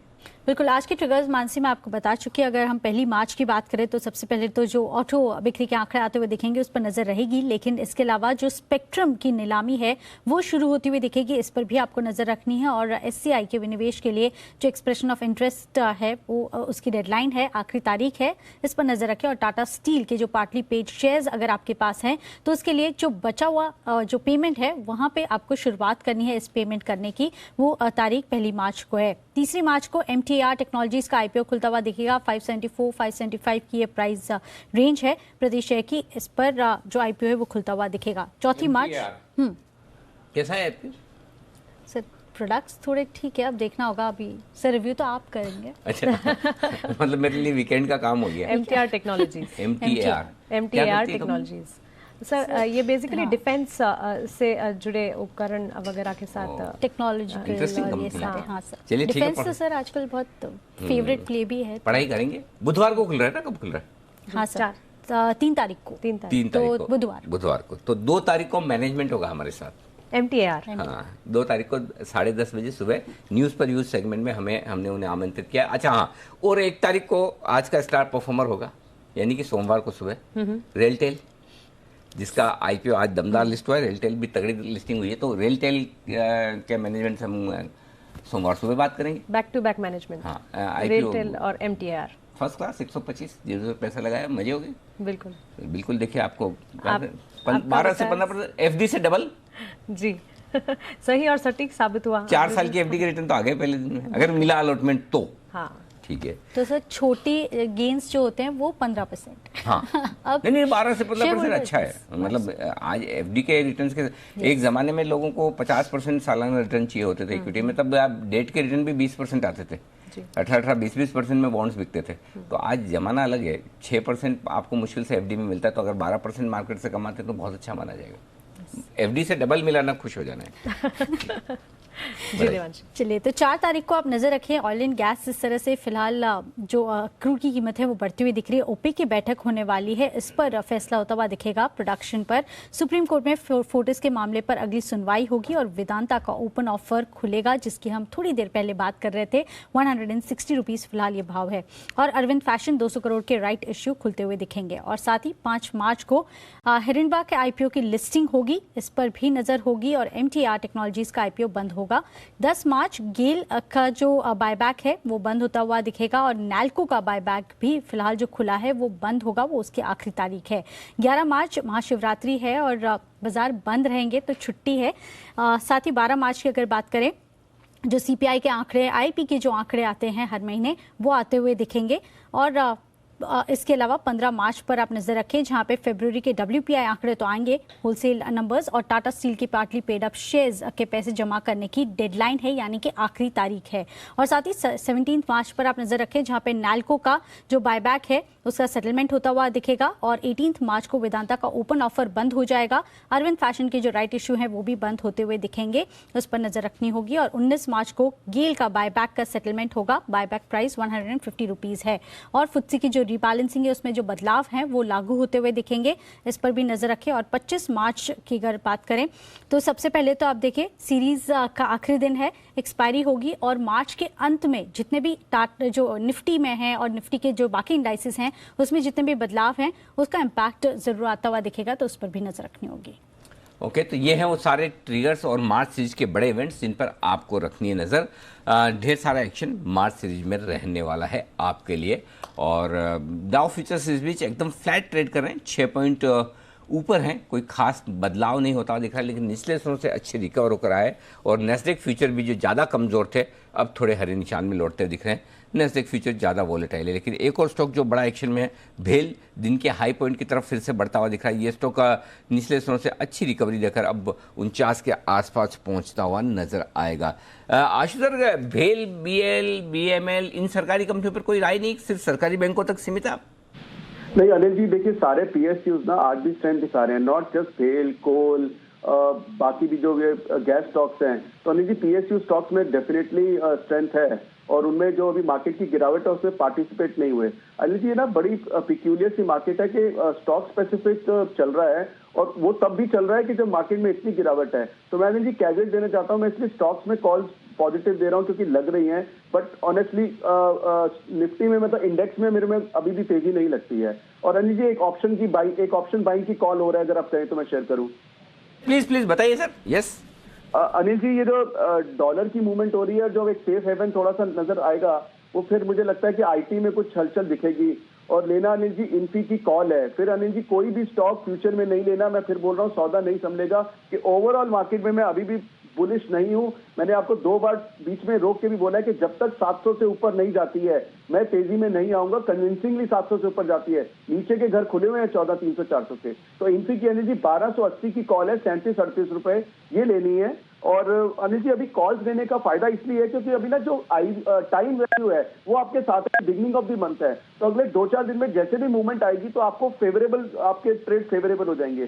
तो 37 से 38 रुपए में अनिल जी 1280 रुपए की इन्फी की कॉल लेनी है। स्टॉप लॉस 23 रुपए, और मुझे लगता है कि कॉल डबल हो सकती है, मतलब 65 से 70 रुपए हो सकती है, तो ऑलमोस्ट डबल। तो इन्फी की कॉल अनिल जी ले सकते हैं। जिस तरह से डॉलर में मूवमेंट आ रही है और जो ओवरऑल मार्केट है, IT शायद सेफ हेवन निकल के आएगा और इसमें मूवमेंट आ सकती है। ओके, तो इन्फोसिस का 1280 रुपए वाला कॉल ऑप्शन 38 रुपए में खरीदना है, 23 रुपए का स्टॉप लॉस, 65 और 70 रुपए के टारगेट के लिए यहाँ पर इन्फोसिस। चलो थैंक गॉड किसी ने तो IT शेयर खरीदा, नहीं तो कोई लेने को मतलब देखने को तैयार नहीं। आज थोड़े थोड़े फार्मा शेयरों में खरीदारी आती हुई दिखिए। फार्मा की रिकमेंडेशन आई, जैसे सिप्ला, सुमित जी ने बोला कि सिप्ला खरीद लो, डॉक्टर शुभम जी सुबह बोल के गए, तो थोड़े थोड़े फार्मा में क्रांति फिसल। लेकिन क्रांति से याद है, कुछ भी बोलो कुणाल जी, वो पहली वाली बात रही नहीं आपके फार्मा में, अब वैसी क्रांति आती नहीं, मैं खाली अब थोड़ा सा 2-4 नारे लगा के चुप हो जाते हैं, वैसा वाला मामला है, बड़ा मोर्चा नहीं निकाल रहे आजकल।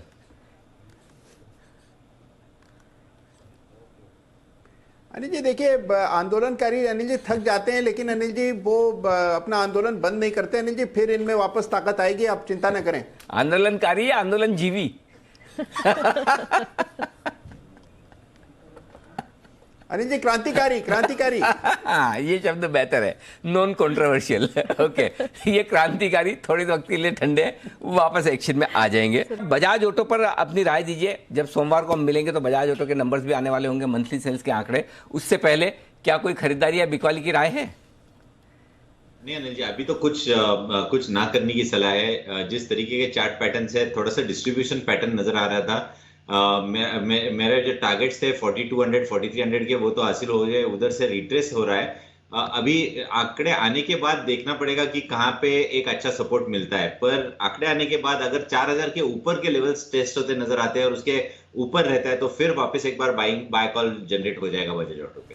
ये तो हमारे क्या किरण जी का दिल बहुत बड़ा है, नहीं तो किरण जी मना ही कर देंगे, आज कुछ नहीं करने की सलाह, शो नहीं करूंगा।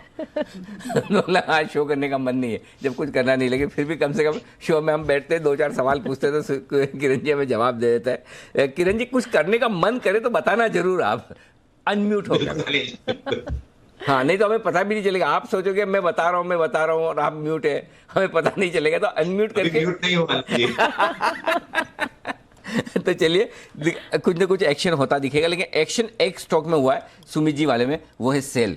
नॉन स्टॉप स्टॉक अभी भी भागते हुए नजर आ रहा है। सुमित जी अब नए लेवल्स क्या रखे हैं इसके लिए, और क्या सोमवार के लिए अब भी ठीक है ये? सिद्धार्थ जी ने भी सुझाया था। सिद्धार्थ जी ने भी बिल्कुल। अनिल जी कल ही सेल में बाय दिया था और वापस से कहा था कि सेल स्टॉक का नाम है सेल, लेकिन सेल नहीं करना है, बाय करना है। 75 के ऊपर या 80 के ऊपर क्लोजिंग देखने को मिल जाती है तो अब की बार ये 100 का आंकड़ा टच करेगा, तो सेल के अंदर पोजीशंस होल्ड करें, ट्रेलिंग स्टॉप लॉस का जरूर यूज करें। 80 का इमीडिएट टारगेट है अभी, 80 के ऊपर क्लोजिंग देखने को मिलने पे आने वाले दिनों में 90 से 100 रुपए तक के लेवल सेल में देखने को मिलेंगे। ओके, स्टॉप लॉस ट्रेल करते चले, होल्ड करते चले, ये ज्यादा बेहतर होगा आपके लिए, इस पर नजर रखनी चाहिए। अच्छा, बाजार में थोड़ा कमजोरी का माहौल है, और अगर थोड़ी बिकवाली के आंकड़े आपको आते हुए दिख रहे हैं, एफआईज की तरफ से थोड़ा हाथ खींचते रुक रहे हैं, तो मन में ये सवाल स्वाभाविक है, जब एफआईज बेच रहे हैं तो क्या बेच रहे हैं, बेचेंगे तो क्या बेचेंगे, राइट? बेचेंगे वही जो उनके पास है ना? तो उनके पास क्या है और क्या बिक सकता है अगर उनका बेचने का मन हो ही जाए और बढ़ ही जाए तो। वरुण ये सारी डिटेल्स लेकर हमारे साथ है। वरुण बताइए एफआईज के पोर्टफोलियो में क्या क्या है? देखिए अनिल जी, वैसे तो उनके पोर्टफोलियो में बहुत कुछ है और काफ़ी अच्छे स्टॉक्स भी है, जैसे कि एचडीएफसी है, एचडीएफसी बैंक है, इंडसइंड बैंक है, लेकिन लगता नहीं इनको कभी ये बेचेंगे। ये इनके हमेशा से फेवरेट रहे हैं। ये लास्ट में बेचते हैं, ये हाँ, ये सबसे आखिरी में बेचते हैं। ऐसा नहीं बेचते हैं। हाँ, 23 मार्च 2020 को। अच्छा, हाँ, उस दिन तो सब बेच दिया था इन्हें। उस दिन भी क्या था, एचडीएफसी, ये सारे, मतलब हाँ, जब ये 10% गिरे तब समझ लेने का क्या बॉटम के नजदीक, राइट। लेकिन इसके पहले क्या बेचेंगे वो हम बता देते हैं। तो अब इसके पहले कुछ बेचेंगे तो उसमें वो स्टॉक्स है जहाँ पे इनकी होल्डिंग सबसे ज़्यादा है, जिसमें सबसे ज़्यादा इन्होंने खरीदारी की है, और इसमें मैंने करीब 10 स्टॉक निकाले हैं। उसमें से सबसे पहले नंबर पे आता है श्रीराम ट्रांसपोर्ट, जहाँ पे एफपीआई होल्डिंग जो है 62% पे है। इसके अलावा अपोलो हॉस्पिटल, यहाँ होल्डिंग जो है 52% पे है। इन्फो एज, आपने देखा पिछले कुछ दिनों में अच्छी खासी तेजी भी इस काउंटर में देखने मिली, एफआई ने जम के खरीदा है, 41% के आसपास की होल्डिंग इसमें है। मन्नापुरम फाइनेंस में 40%, जुबिलेंट फूड, पिज्जा इनको काफी पसंद है, देखिए होल्डिंग 39% पे है। तो अगर यहाँ से मार्केट गिरा और एफआई ने अपना हाथ खींचा तो पिज्जा बिक जाएगा, समझ लीजिएगा। टेक महिंद्रा 39% यहाँ पे है, पीवीआर में इन्हें जम के खरीदारी की थी, 39% यहाँ पे है। टीम लीज 38%, साइंट यहाँ पे 36% है, और महानगर गैस एक सरकारी कंपनी भी है जहाँ पे इन्होंने भर के पैसा लगाया है, 30% के आसपास की एफपीआई होल्डिंग है। तो ये वो स्टॉक्स है, अगर मार्केट में यहाँ से एफपीआई या फिर एफआईआई ने अपना हाथ खींचा, जिस तरह से हम देख भी रहे पिछले कुछ दिनों में, जो उनके बाइंग के आंकड़े कम आ रहे हैं या फिर कभी कभी सेलिंग के आंकड़े भी आ रहे हैं, तो ये वो स्टॉक्स है जिनमें आपको सबसे ज़्यादा प्रेशर देखने मिलेगा। इसके लिए यहाँ पे थोड़ा आपको सावधान रहना है। तो ये है एफआईज की ज़्यादा होल्डिंग वाले share. 40% Manappuram, 39% Jubilant food, 39% tech Mahindra. तो अगर बिकवाली का मन बना तो यही बनेगा। ओके, टीम लीज में भी 38% है, टीम लीज में भी है, पीवीआर 39%।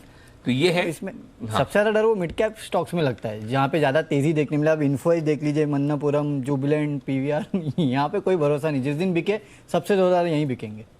करेक्ट। तो ये आपके लिए FIs की ज़्यादा होल्डिंग वाले शेयर, और वो भी निफ्टी के बाहर वाले, क्योंकि निफ्टी वाले तो आपको पता है कि वो अलग तरीके वाले स्टॉक्स हैं। तो बाकी जो स्टॉक्स हैं उनमें कोई ऐसा स्टॉक दिख रहा है वरुण जो ज्यादा गिरा हुआ हो आज इनमें से? श्रीराम ट्रांसपोर्ट देख लीजिए आप, सबसे टॉप लूजर है, 6.5%। वही सबसे ज्यादा उसमें ही होल्डिंग है, 62%। श्रीराम ट्रांसपोर्ट, किरण जी इसके चार्ट देखिए, बताइए Shriram transport. Shriram transport finance chart pattern तो वीक ही है अनिल जी, और वैसे भी इसमें एक इम्पोर्टेंट सपोर्ट तोड़ दिया है इसने, और अभी के लिए शॉर्ट पोजीशंस लेने भी चाहिए। स्टॉप लॉस आपका रहेगा, मैं कैश लेवल्स की बात कर रहा हूँ 1310 का, और टारगेट्स के लिए मैं मानता हूँ 1250 से लेके 1220 के लेवल्स देखने को मिल जाने चाहिए। अनिल जी, मेरा मानना है कि देखिए बैंक निफ्टी और निफ्टी दोनों में एक नीचे का ब्रेकआउट और लोज आज के टूटते हुए नजर आ रहे हैं। निफ्टी पे पर्टिकुलरली तो थोड़े से मंदी हावी होती नजर आ रही है, स्पेशली निफ्टी में 14,550 पर आया है, एकदम दिन के लो पर आता हुआ दिख रहा है, और बैंक निफ्टी भी थोड़ा सा नीचे आता हुआ दिख रहा है। हालांकि लो से अभी भी 200 पॉइंट दूर है, लेकिन कमजोरी यहाँ पर भी आती थी। 300-400 पॉइंट अचानक से तेज गिरावट आती दिखिए। अब 1700 अंक नीचे बैंक निफ्टी और 1850 अंक नीचे सेंसेक्स से तगड़ी गिरावट है। अब तो एक्चुअली क्या 50,000 का हो गया, तो ये ऐसे तो 1800 रुपये में बहुत मानसिक तनाव होता है लेकिन वैसे देखें तो 3.5% ही है। हाँ, क्योंकि परसेंटेज में तो इससे ज़्यादा कई बार हमने गिरते हुए देखा, लेकिन वो क्या पॉइंट से बहुत तनाव हो जाता है के साथ, हाँ। है ना, तनाव हो जाता है पॉइंट्स, और पॉइंट्स के साथ ही देखते हैं इंडेक्स। तो जो एक बार विश्वेश जी, आपको भी ये इतने सारे ये जो इतने जोर जोर से ये 1500, 1700, 2000 पॉइंट ऊपर नीचे होता है, इससे तनाव होता है आपको, या मतलब आप कैसे मैनेज कर पाते हैं? मेरे हिसाब से अनिल जी एक इंडिकेटर होता है जिसको ETR कहते हैं, एवरेज टू रेंज।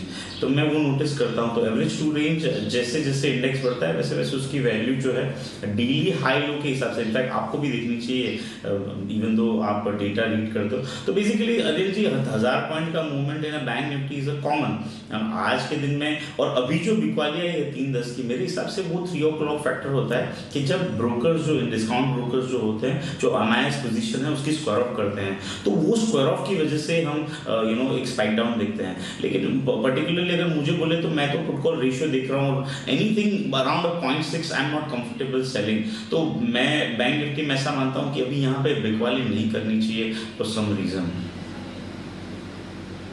विश्वेश जी, आपकी हेयर स्टाइल कुछ मुझे बड़े इंटरेस्टिंग लग रही है, या तो ऐसा लगे जैसे कोई आपको पहले एंकर स्विच नहीं थे उसमें शॉक लगा वैसा, या फिर आप सो के उठे हो, दोनों में से क्या सही है? ऐसा कोई ऐसी स्टाइल बनवाता तो नहीं है कोई? रुचि बनवाता है, स्पाइक्स कहते हैं इसको। अच्छा, तो मैं अभी पैसे देके बनवाइए, क्या बात कर रहे हो हम? बिल्कुल। अरे हम तो ऐसे सो के उठते अपने आप ऐसी बन जाती है। चलो आपने देश की अर्थव्यवस्था में अपना योगदान दिया, जितना खर्चा करेंगे इकोनॉमी बढ़ेगी। तो चलिए विश्वेश जी की तरफ से योगदान। अच्छा, हमारे जय ठक्कर साहब भी योगदान दे रहे हैं देश की अर्थव्यवस्था में, छुट्टियों पे है। बहुत लोग पूछे जय सर कहाँ गए, कहाँ? सोमवार को आ जाएंगे, वे कहीं नहीं जा रहे। तब तक आशु सर है, उनसे काम चलाइए। स्विंग के सुल्तान आशुमनान बिगुल सर के लिए।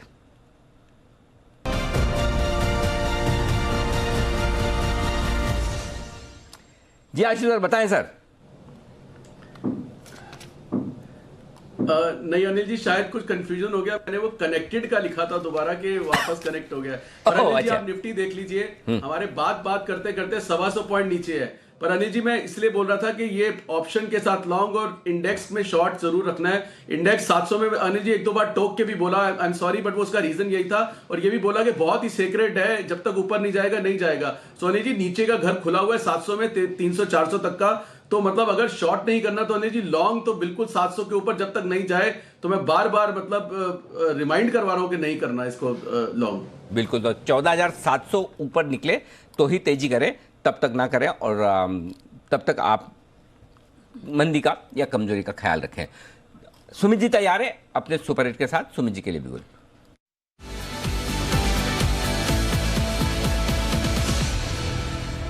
जी सुमित जी बताएं सर।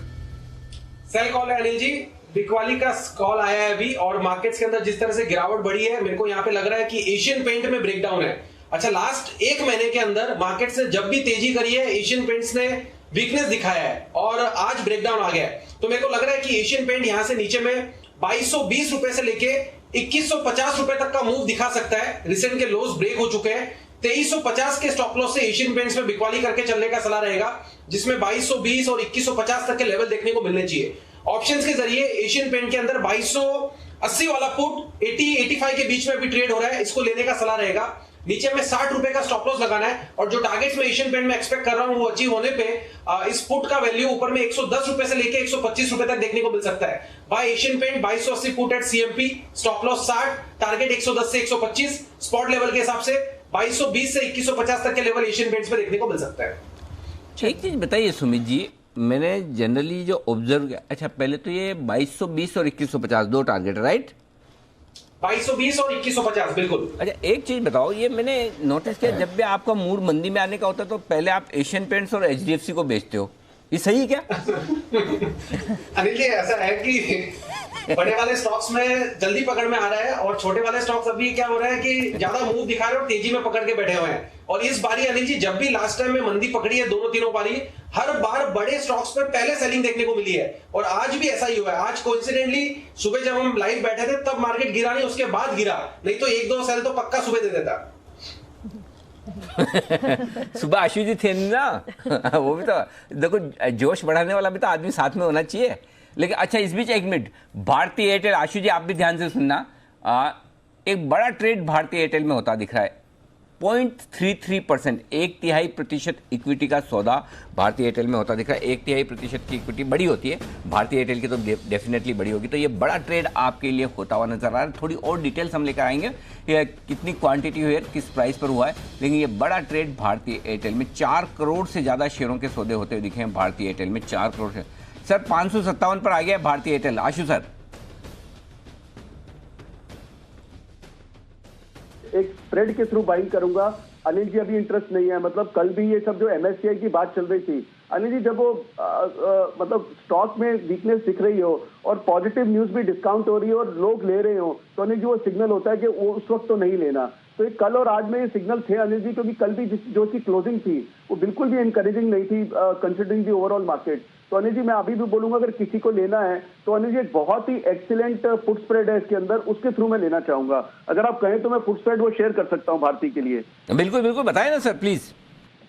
अनिल जी जो भारतीय का 560 अभी 560 चल रहा है, तो अनिल जी जो भारतीय का 560 का पुट है वो 24 रुपए का चल रहा है। अनिल जी 24 रुपए का एक ये पुट लेके और 540 के 2 पुट 15 रुपए में बेचने हैं, तो अनिल जी 24 रुपए देके आपके पास 30-31 रुपए आ जाते हैं, तो नेट में 6 रुपए का क्रेडिट आ जाता है और अब 520 के भारतीय लॉन्ग हो जाता है। और अनिल जी अगर भारतीय ऊपर जाता है तो ये पुट में पैसे और आने लग जाएंगे। और अनिल जी सेफ स्ट्रैटेजी है, क्योंकि आपको अभी कुछ भी इस मार्केट में लेना है अनिल जी, या तो प्योर ऑप्शन के थ्रू लेना है और या फिर ऐसा स्प्रेड बना के लेना है कि मैं नीचे में बाइंग करूं, क्योंकि मेरा फियर अभी भी अनिल जी 14,300 की तरफ है और वो बना हुआ है। तो भारतीय में भी चाहे वो मेरा फेवरेट स्टॉक हो, उसकी भी चलते मैं पुट स्प्रेड से लेना चाहूंगा अनिल जी, ऐसे नहीं लूंगा। अनिल जी आपको एक ध्यान हो, पिछले हफ्ते हमने डीएलएफ में कॉल दी थी 300-350 का स्प्रेड। अनिल जी मार्केट 500 ऊपर गया, 500 नीचे गया, शांति से बैठे हुए अनिल जी। जो 8 रुपए की कॉस्ट है वो कभी भी निकल आएगी, पूरा महीना पड़ा है डीएलएफ में। लेकिन अगर वो डीएलएफ अनिल जी आज की मार्केट में कोई भी स्टॉक हो अनिल जी, कैसे आप सौदा रोक सकते हैं? तो ऑल इन ऑल ट्रेड कैसे करना है वो बहुत इंपॉर्टेंट है अनिल जी। भारतीय एयरटेल यहाँ पर 560 का एक पुट खरीदिए और 540 के 2 बेचे। 2 बेचने ना सर 540 वाले? हाँ बिल्कुल अनिल जी, क्रेडिट स्प्रेड है, 7 रुपए मिल जाएंगे। वो तो मैं समझ गया, जैसे मतलब मंदी हुई तो आप बेचने का काम 2 का कर ही देते हो। वो तो क्लियर कट है। मतलब जैसे कुछ चीजें मुझे अब पता लगने लगी, वो बिना पूछे भी मैं बोल सकता हूँ। तो भारतीय एयरटेल 540 के 2 पुट बेचिए, 15 रुपए वहां से आ जाएंगे। 560 का एक पुट खरीदेंगे, 24 रुपए लगेंगे, 9 रुपए में आपका काम हो गया। ये है आशीष सर। लेकिन एक ही प्रॉब्लम है आशीष सर, जैसे जैसे नीचे जाता है ना उधर से 200, 300 नीचे के टारगेट देते जाते हैं। अब 14,300 का टारगेट आ गया आशीष, 14,300 का टारगेट आ गया ना निफ्टी का। बिल्कुल अनिल जी, मैं इसीलिए वो जो पुट स्प्रेड बनाया है अनिल जी, 14,200 तक सेफ का, वो इसी पर्पज से बनाया है कि 14,300-400 आएगा तो उसमें जैकपॉट लग जाएगा। प्लस अनिल जी अगर आप लॉन्ग ऑप्शन कर रहे हैं कुछ तो शॉर्ट तो होना चाहिए। तो मैं अभी भी बोल रहा हूँ कि स्टॉक स्पेसिफिक फार्मा में जैसे स्ट्रेंथ नजर आ रही है, आज आपने भी मेंशन किया राइटफुली, पीएसयू भी ठीक लगते हैं, लेकिन अनिल जी कुछ बेच के तो रखना है ना। ऐसी मार्केट में अगर बेचेंगे नहीं, आज अगर अनिल जी एफआई की बड़ी फिगर सेलिंग आ गई अनिल जी 15,000 के ऊपर की लाइफ अब बहुत डिफिकल्ट है।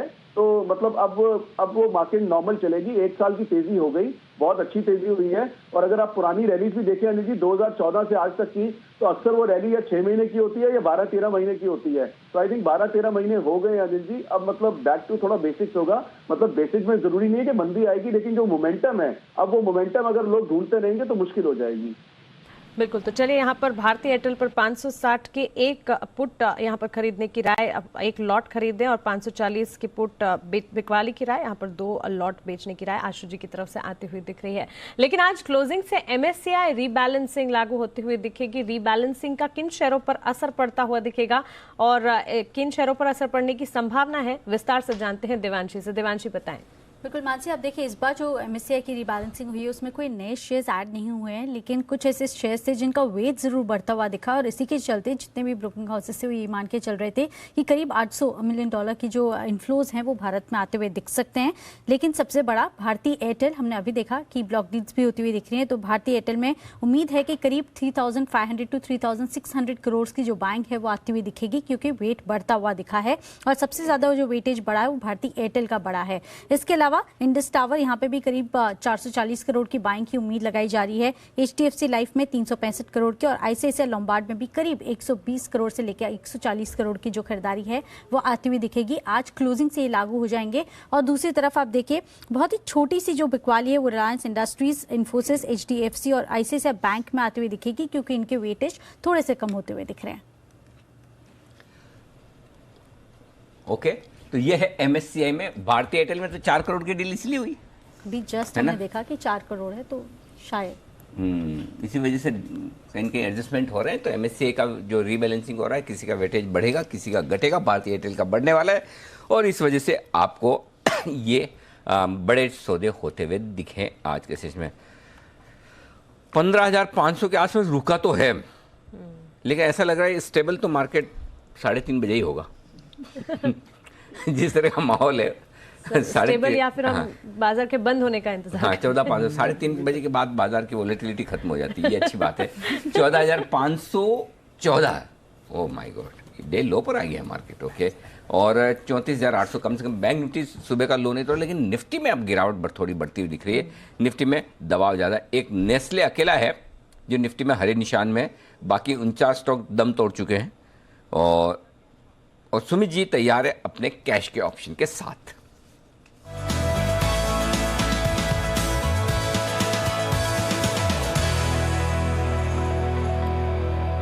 बताएं सुमित जी। अनिल जी, कैश का ऑप्शन में भी स्टॉक स्पेसिफिक ऑप्शन है और पुट लेने का सलाह रहेगा। और जो स्टॉक है वो है मैकडॉवेल। मैकडॉवेल के अंदर बिकवाली देखने को मिल रहा है, स्टॉक में ब्रेकडाउन है। स्टॉक पिछले नवंबर 2020 के लो ब्रेक कर चुका है, यानी स्टॉक के अंदर यहां से अब गिरावट और देखने को मिलनी चाहिए। 535 का अभी भाव है, नीचे में 520, 510 रुपए तक के लेवल मैकडॉवेल में देखने को मिल सकते हैं। 530 वाला पुट 18 रुपए पे अभी ट्रेड हो रहा है, इसको लेने का सलाह रहेगा। मैकडॉवेल का 530 वाला पुट 18 रुपए पे ट्रेड हो रहा है, इसको लेने का सलाह रहेगा। 13 रुपए का इसके अंदर स्टॉप लॉस लगाएं, और जो टारगेट्स मेरे को लग रहे हैं कि इसमें आएंगे 520, 510 तक के, वो अचीव होने पे इसका ऊपर में टारगेट बनेगा 25 रुपए से लेकर 28 रुपए तक का। मैकडॉवेल का 530 का पुट लेना है, 13 का स्टॉप लॉस, 25 से 28 का टारगेट। ओके, तो मैकडॉवेल में करें आप पुट ऑप्शन के जरिए मंदी खरीदारी करें। 530 वाला पुट 18 रुपए में, 13 रुपए का स्टॉप लॉस, 25 और 28 के टारगेट के लिए। ये है आपके लिए राय इस वक्त। ओके, इस बीच बाजार 14,500 के लेवल को तोड़ने की तैयारी में क्या तोड़ चुका है एक बार के लिए। 14,997-98, तो 15,000 के नीचे जस्ट टच किया है। 14,000 माफ़ कीजिएगा, 14,500 के नीचे जस्ट टच करता हुआ, तो 14,500 के क्रूशियल लेवल पर आता हुआ बाजार। बैंक निफ्टी भी दिन के लो पॉइंट की तरफ बढ़ता हुआ तेजी से 34,677 का लो है, वहाँ से लगभग 50-75 पॉइंट ही ऊपर आए, तो तेज़ गिरावट होती दिख रही है। आखिरी मिनटों की गिरावट थोड़ी सी परेशान करने वाली। जरा एक बार जल्दी से नज़र डालें डाउ फ्यूचर्स का क्या हाल है इस वक्त, क्या वहाँ पर भी कोई गिरावट वगैरह बढ़ी है? एक्चुअली बिकवाली जो है भारतीय बाजारों में 5% अगर हमारे इंडेक्स ऊपर है, 4 नीचे और डाउ फ्यूचर्स नीचे, तो इसका मतलब क्लियर कट है FIs की बिकवाली है। आशु सर, इतनी बिकवाली की वजह क्या? FIs क्यों? ये भारत छोड़ो आंदोलन? नहीं अनिल जी, ऐसा कोई भारत छोड़ो नहीं है, इतने दिनों से ले रहे थे, तो अनिल जी वो भी तो प्रॉफिट बुक करने आए हैं अनिल जी। मतलब वो क्या प्रॉफिट बुक नहीं करेंगे? और अनिल जी प्रॉफिट बुकिंग तो ऐसे टाइम पे ही होती है कि जब सब जगह अच्छा दिख रहा हो, अच्छा लग रहा हो, पार्टिसिपेशन पूरी हो, कैश की मार्केट भी चल रही हो, सेकुलर बुल रन दिख रहा हो, तो अनिल जी अगर किसी स्मार्ट मनी को प्रॉफिट बुक करना है तो इससे अच्छा मौका कैसे मिलेगा? मंदी में थोड़ा बुक होता है, क्यों नहीं अनिल जी? ऐसे में ही तो और क्या रीजन, हम रीजन ही ढूंढते रह जाएंगे, क्या हुआ क्या हुआ। तेजी के भी तो अनिल जी ऐसे ही होते थे कि क्या हुआ, लेकिन जो परसों की जो डिसेप्टिव मूव थी ना अनिल जी, वो जो एक्सपायरी वाला सिर्फ था, उससे और एक कंफर्मेशन हो गई थी कि ये प्रॉफिट बुकिंग ये आने वाली है। तो पहला पड़ाव 14,700, दूसरा 14,300 अनिल जी, 14,500 तो टूट गया है, तो देखते हैं 14,300 मत तोड़वा देना अनिल जी, वो तो मैं आपके हवाले कर रहा हूँ, नहीं तो 13,900 भी देखने को मिल जाएगा। चलिए, तो बिल्कुल बाजार में तो यहाँ पर ब्लैक फ्राइडे हम देख ही रहे हैं, लेकिन सर आखिरी मिनटों की स्ट्रैटेजी अब उसे कवर कर ले। आपकी इच्छा है तो कर लो। एक बिगुल के साथ आखिरी मिनटों की स्ट्रैटेजी बाजार पर।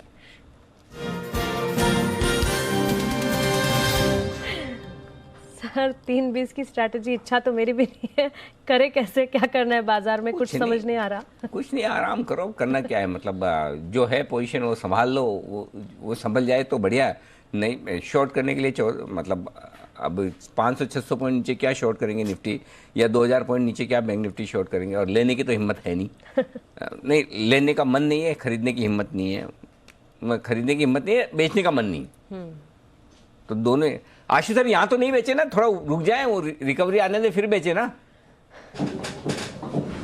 यस अनिल जी, बिल्कुल यहाँ पे नहीं, वो जो लेवल था वो 700 वाला लेवल था बेचने का। यहाँ तो अनिल जी बियर स्प्रेड बनाना चाहिए, अगर किसी को अभी लेना है तो 400 पॉइंट नीचे तो ले ही सकता है ना। अभी लेने का मन है तो बियर स्प्रेड बनाओ, और अनिल जी बियर स्प्रेड में सब में 50-50, 70-70 रुपए के 200 पॉइंट नीचे के क्रेडिट मिल रहे हैं, और आप 450-500 पॉइंट सेफ हो, तो ऐसे में तो ये बेस्ट स्ट्रैटेजी होती है। अगर किसी को 16,600 पे लेना है तो 16,200 पे क्यों, 14,600 पे लेना है तो 14,200 पे ले लेना।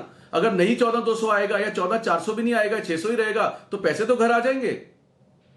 स्प्रेड बनाना चाहिए, और जो जिस तरह से पुट की प्रीमियम से अगर आप अभी का पुट खरीदेंगे 14,500 का, नीचे 14,200, 14,300 का बेचेंगे तो 2 बेचेंगे तो आपके प्रीमियम आ जाएगी, और अगर गलती से बाजार गिरा भी तो आपकी बहुत नीचे के लेवल की पोजीशन बनेगी, तो वो एक अच्छा स्प्रेड बनाकर प्रीमियम का, और बढ़ गया तो कोई बात नहीं, आपके प्रीमियम तो आ रही, वो आ ही रही, ये बढ़िया एक स्ट्रेटेजी हो सकती है। अच्छी बात सिर्फ इतनी सी है कि बैंक निफ्टी ने लो नहीं तोड़ा आखिरी 1.5 घंटे में, लेकिन निफ्टी 14,500 पर आता हुआ, ये आखिरी सपोर्ट, आखिरी उम्मीद है जहां पर पहुंचा है। बिल्कुल।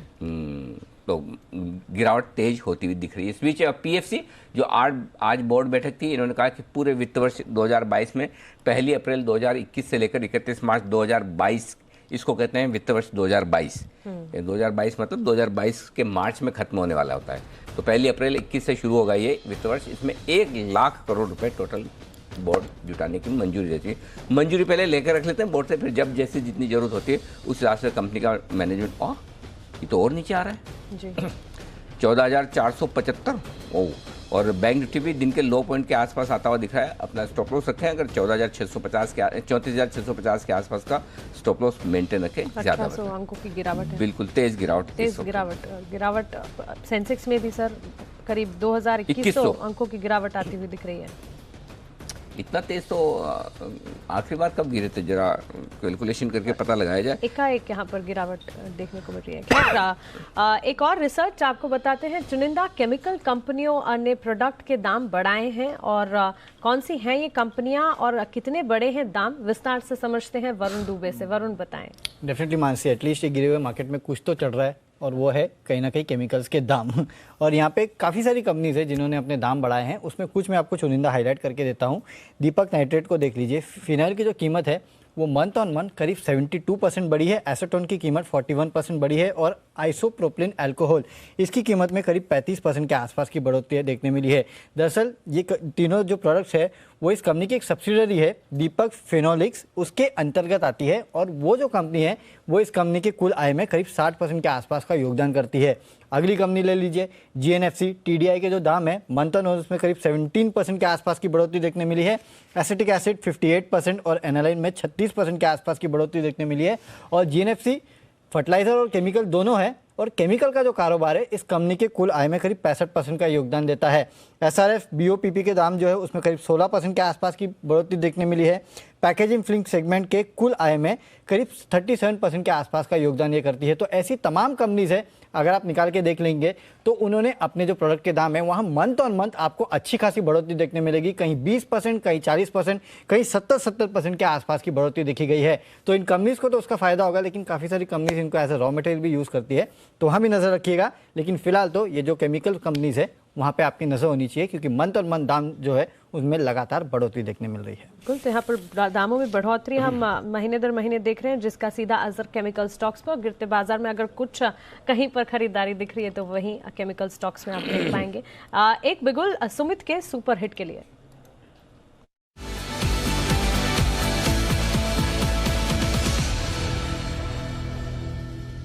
जी सुमित, बताएं। मानसी, एक और एक सेल कॉल रडार पे आया है जिसके अंदर बिकवाली देखने को भी मिल रही है। स्टॉक का नाम है टाटा मोटर। टाटा मोटर 321 का अभी स्पॉट लेवल के हिसाब से भाव चल रहा है। टाटा मोटर के अंदर हायर लेवल से सडन सेलिंग आई है और अब ऐसा लग रहा है कि टाटा मोटर यहां से बिकवाली दिखा सकता है। टाटा मोटर में यहां से नीचे में 310 रुपए और शायद 300 रुपए तक के लेवल भी देखने को मिल सकते हैं। तो 330 के स्टॉप लॉस से टाटा मोटर में बिकवाली करके चलने का सलाह रहेगा। 310, 300 रुपए तक के लेवल देखने को मिलने चाहिए।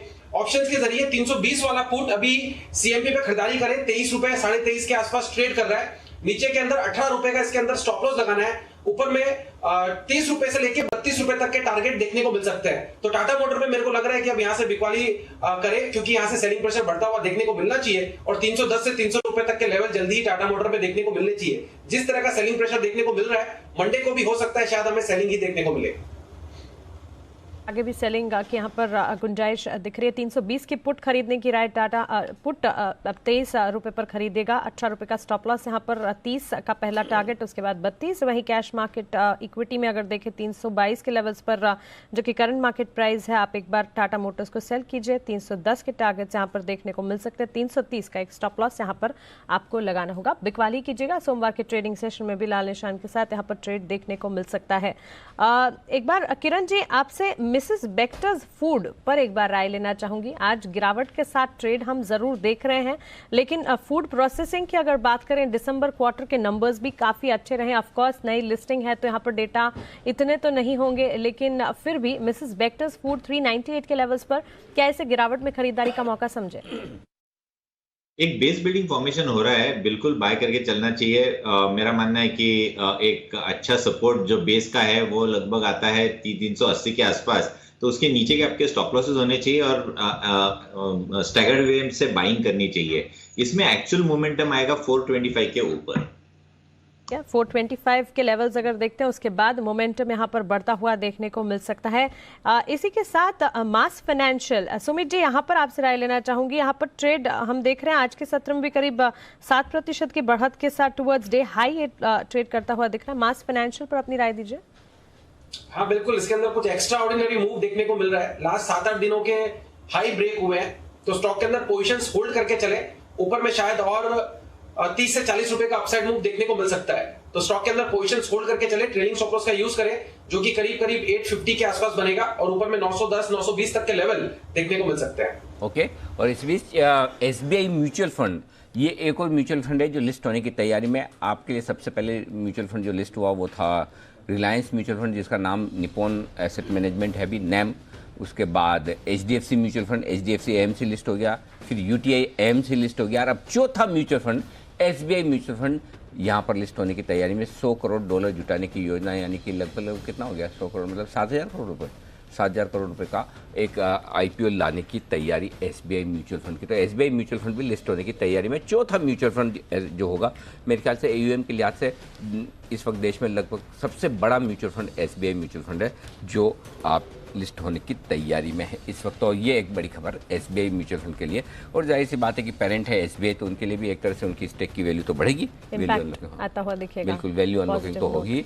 तो एसबीआई म्यूचुअल फंड ये भी एक और आईपीओ लाने की तैयारी में। आईएमटीआर ये आईपीओ लाएगा, एमटीएआर इसका भी आईपीओ अगले हफ्ते खुलेगा बुधवार को, और इसकी भी तैयारी है।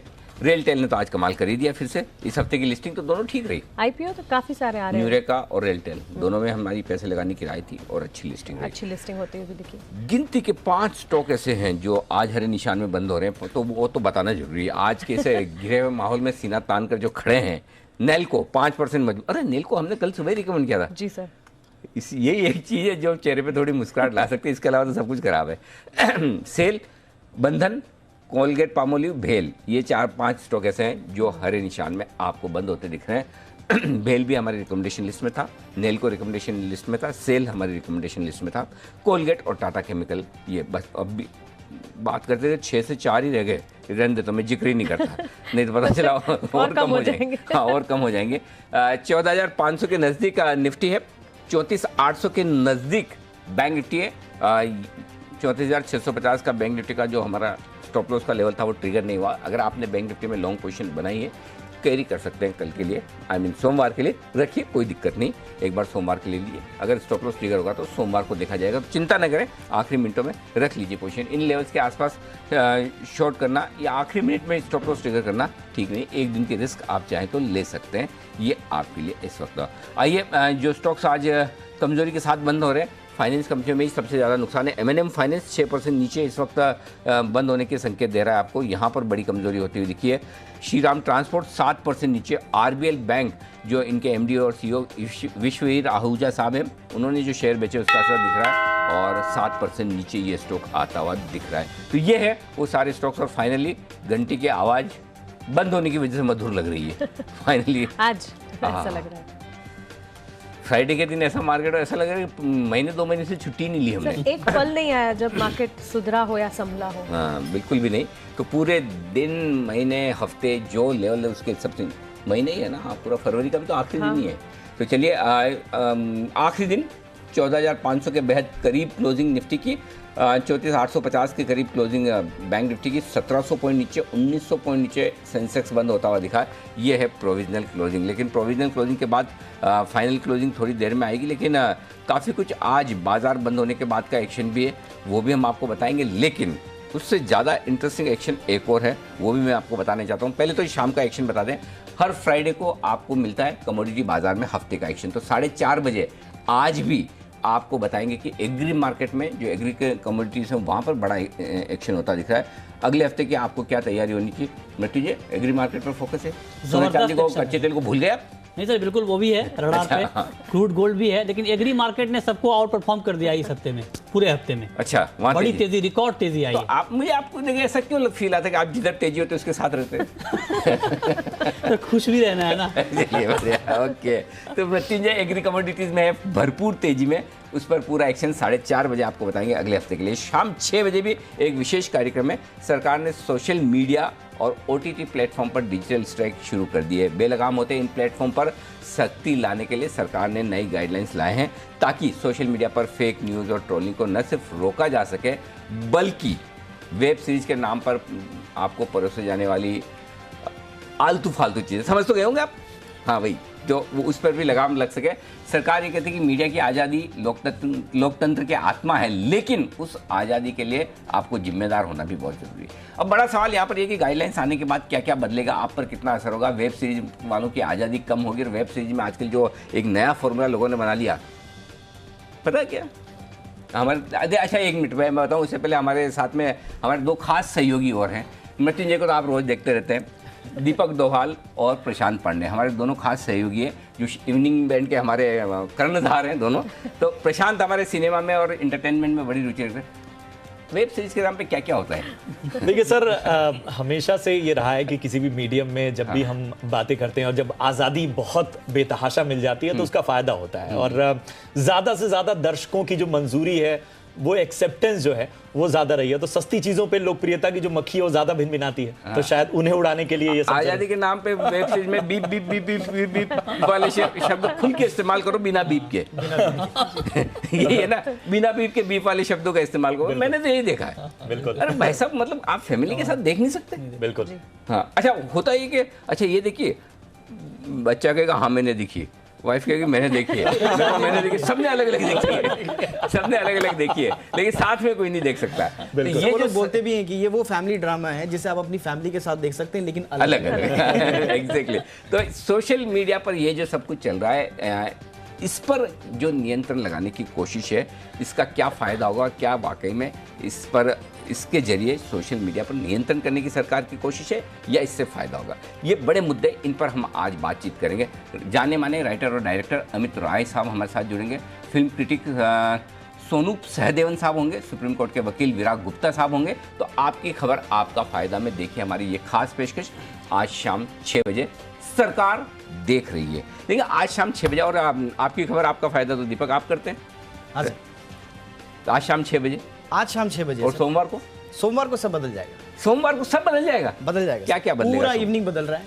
तो ये बस इसीलिए विशेष आमंत्रण आज हमारे दीपक और प्रशांत का है हमारे स्टूडियो में। इस वक्त सोमवार से जी बिजनेस पर शाम की पूरी प्लानिंग, पूरी प्रोग्रामिंग बदलने जा रही है। तो बताइए शाम को 5 बजे से अब आपकी खबर आपका फायदा करेंगे? सर हो ये रहा था कि हम 6 बजे शो कर रहे थे, आपकी खबर आपका फायदा। अब ये शो इतना पसंद किया जा रहा है, इसका इम्पैक्ट इतना है कि दर्शकों ने हमें लिखना शुरू किया कि भाई इतना आप लेट क्यों कर रहे हैं जी, हमें आप इन्फॉर्म्ड कर रहे हैं, आप 6 बजे बहुत लेट हो रहा है, थोड़ा जल्दी कीजिए। ठीक बात है। तो हमने कहा कि 6 बजे की जगह अब आपको हम 5 बजे आपकी खबर और आपका फायदा बताएंगे, और उसमें आपके काम से जुड़ी हुई हर बात निकालेंगे, उसको बारीकी से समझाएंगे आपके लिए क्या फायदे की चीजें हैं, ताकि लोग जल्दी से जल्दी इन्फॉर्म्ड हो सके। डिबेट और डिस्कशन, इसमें जो फर्क होता है वो अगर लोगों को जानना है तो रात को 7 से 9 या 10 बजे के बीच में जनरल न्यूज़ चैनल पर डिबेट देखिए, और डिस्कशन देखना है तो ये आज 6 बजे और सोमवार से 5 बजे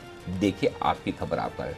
किसे क्वालिटी डिस्कशन कहा जाता है, जिसमें आप आधे घंटे बाद जब उठें अपनी सीट से तो ये आपको फील हो कि हम कुछ सीख कर समझ कर कुछ 2 चीज़ नहीं लेकर, नहीं तो इसने इसको गाली दी, इसने इसको भला बुरा कहा, इसने ये, और कहाँ डिस्कशन जा रहा है, कहाँ डिबेट जा, भगवान जाने। क्वालिटी डिस्कशन वो है, आपको देखना चाहिए। तो शाम को 5 बजे से सोमवार, और भी बहुत कुछ बदल रहा है, मैं दीपक से पूछूंगा, लेकिन उससे पहले रात को 8:30 बजे वाला आज शो, बच्चों पर निवेश मिलेगा टैक्स रिबेट। जी हाँ, 31 मार्च नज़दीक है, और अगर आपने 2020-21 के लिए अपना रिटर्न फाइल नहीं किया तो यह आखिरी मौका है, और अगर आप टैक्स बचाना चाहते हैं तो बच्चों पर किया गया आपका निवेश आपके काम आ सकता है। कैसे? रात 8:26 पर ये शो उन्हीं के लिए, अगर आपने किया ही नहीं है बच्चे पर तो प्लीज़ करो भाई, बच्चे आप ही के करना चाहिए, और नहीं किया है तो करिए, और किया है तो शो देखिए, और नहीं किया तो तब तो देखना ही आपको। बच्चों पर निवेश मिलेगा टैक्स रिबेट, ये आज का विशेष शो है। अब आइए, ये तो हुई बात आज के शो के लिए। सोमवार से आपके लिए बहुत कुछ बदल रहा है। एक तो जैसा आपने बता ही दिया कि शाम 5 बजे आपकी खबर आपका फायदा, इसके अलावा और क्या बड़ा बदलाव हो रहा है? सर सबसे बड़ा बदलाव जो होगा, जो आप कह रहे थे ना कि अभी थोड़ी देर पहले आप लोग डिस्कस कर रहे थे कि फरवरी का आखिरी दिन है, ठंडा क्लोज हुआ, यस, लेकिन मार्च से ना अब मार्च पास्ट होगा सर। क्या बात है, मार्च पास्ट, वाह, एकदम कदम ताल के साथ, वंडरफुल, और कदम से कदम मिलाकर इवनिंग जो है अब जबरदस्त बढ़ेगा। बहुत बढ़िया। हमने सर 8 बजे का शो, जबरदस्त बढ़ने की जगह वो पॉलिटिकल डिबेट तो शुरू नहीं कर रहे आप? नहीं सर, ये तो आप जो कह रहे थे कि डिबेट और डिस्कशन में जो अंतर है, हाँ। बस उसी के कहीं हम इर्द गिर्द चलते हुए, बात ये है सर कि हम आज तक हमने जितने भी शोज बनाए हैं या जितने भी बनते हैं वो देखा देखी बन जाते हैं। राइट। जी बिजनेस पे सर हमने बाकायदा 1 महीने की रिसर्च करी, हमने दर्शकों के मूड को समझा, उनको एक्चुअल में क्या चाहिए, राइट, कंज्यूमर को क्या चाहिए, व्यूअर को क्या चाहिए, हमने इस पर रिसर्च करी, डिबेट करी, हमने बहुत राउंड्स, आपके साथ भी बैठे, हम सबके साथ भी बैठे, और उसके बाद हमने ये पाया कि शाम का जो बुलेटिन है हो ये रहा है सर कि आंधी है, तूफान है खबरों की, एक खबर आती नहीं उसके पीछे 40 खबरें आ जाती हैं। राइट। अब इसमें दर्शक कंफ्यूज हो जाता है कि कौन सी खबर पकड़ूं, कौन सी छोड़ दूं। करेक्ट। तो इस आंधी तूफान से हमको दर्शक को निकालना है, बिल्कुल, और एक ब्रॉडर पर्सपेक्टिव देना है। हमने ओपिनियन नहीं देना अपना, हमने एक 360 व्यू देना है खबर, खबर मतलब खबर, खबर मतलब खबर, और उसका हर एंगल बता देना है। राइट। तो ये हमने 8 बजे से शाम को 7:56 पे जो हमारा शो शुरू होता है, इसको हम शुरू कर रहे हैं सर। इसका नाम हमने रखा है इंडिया 360।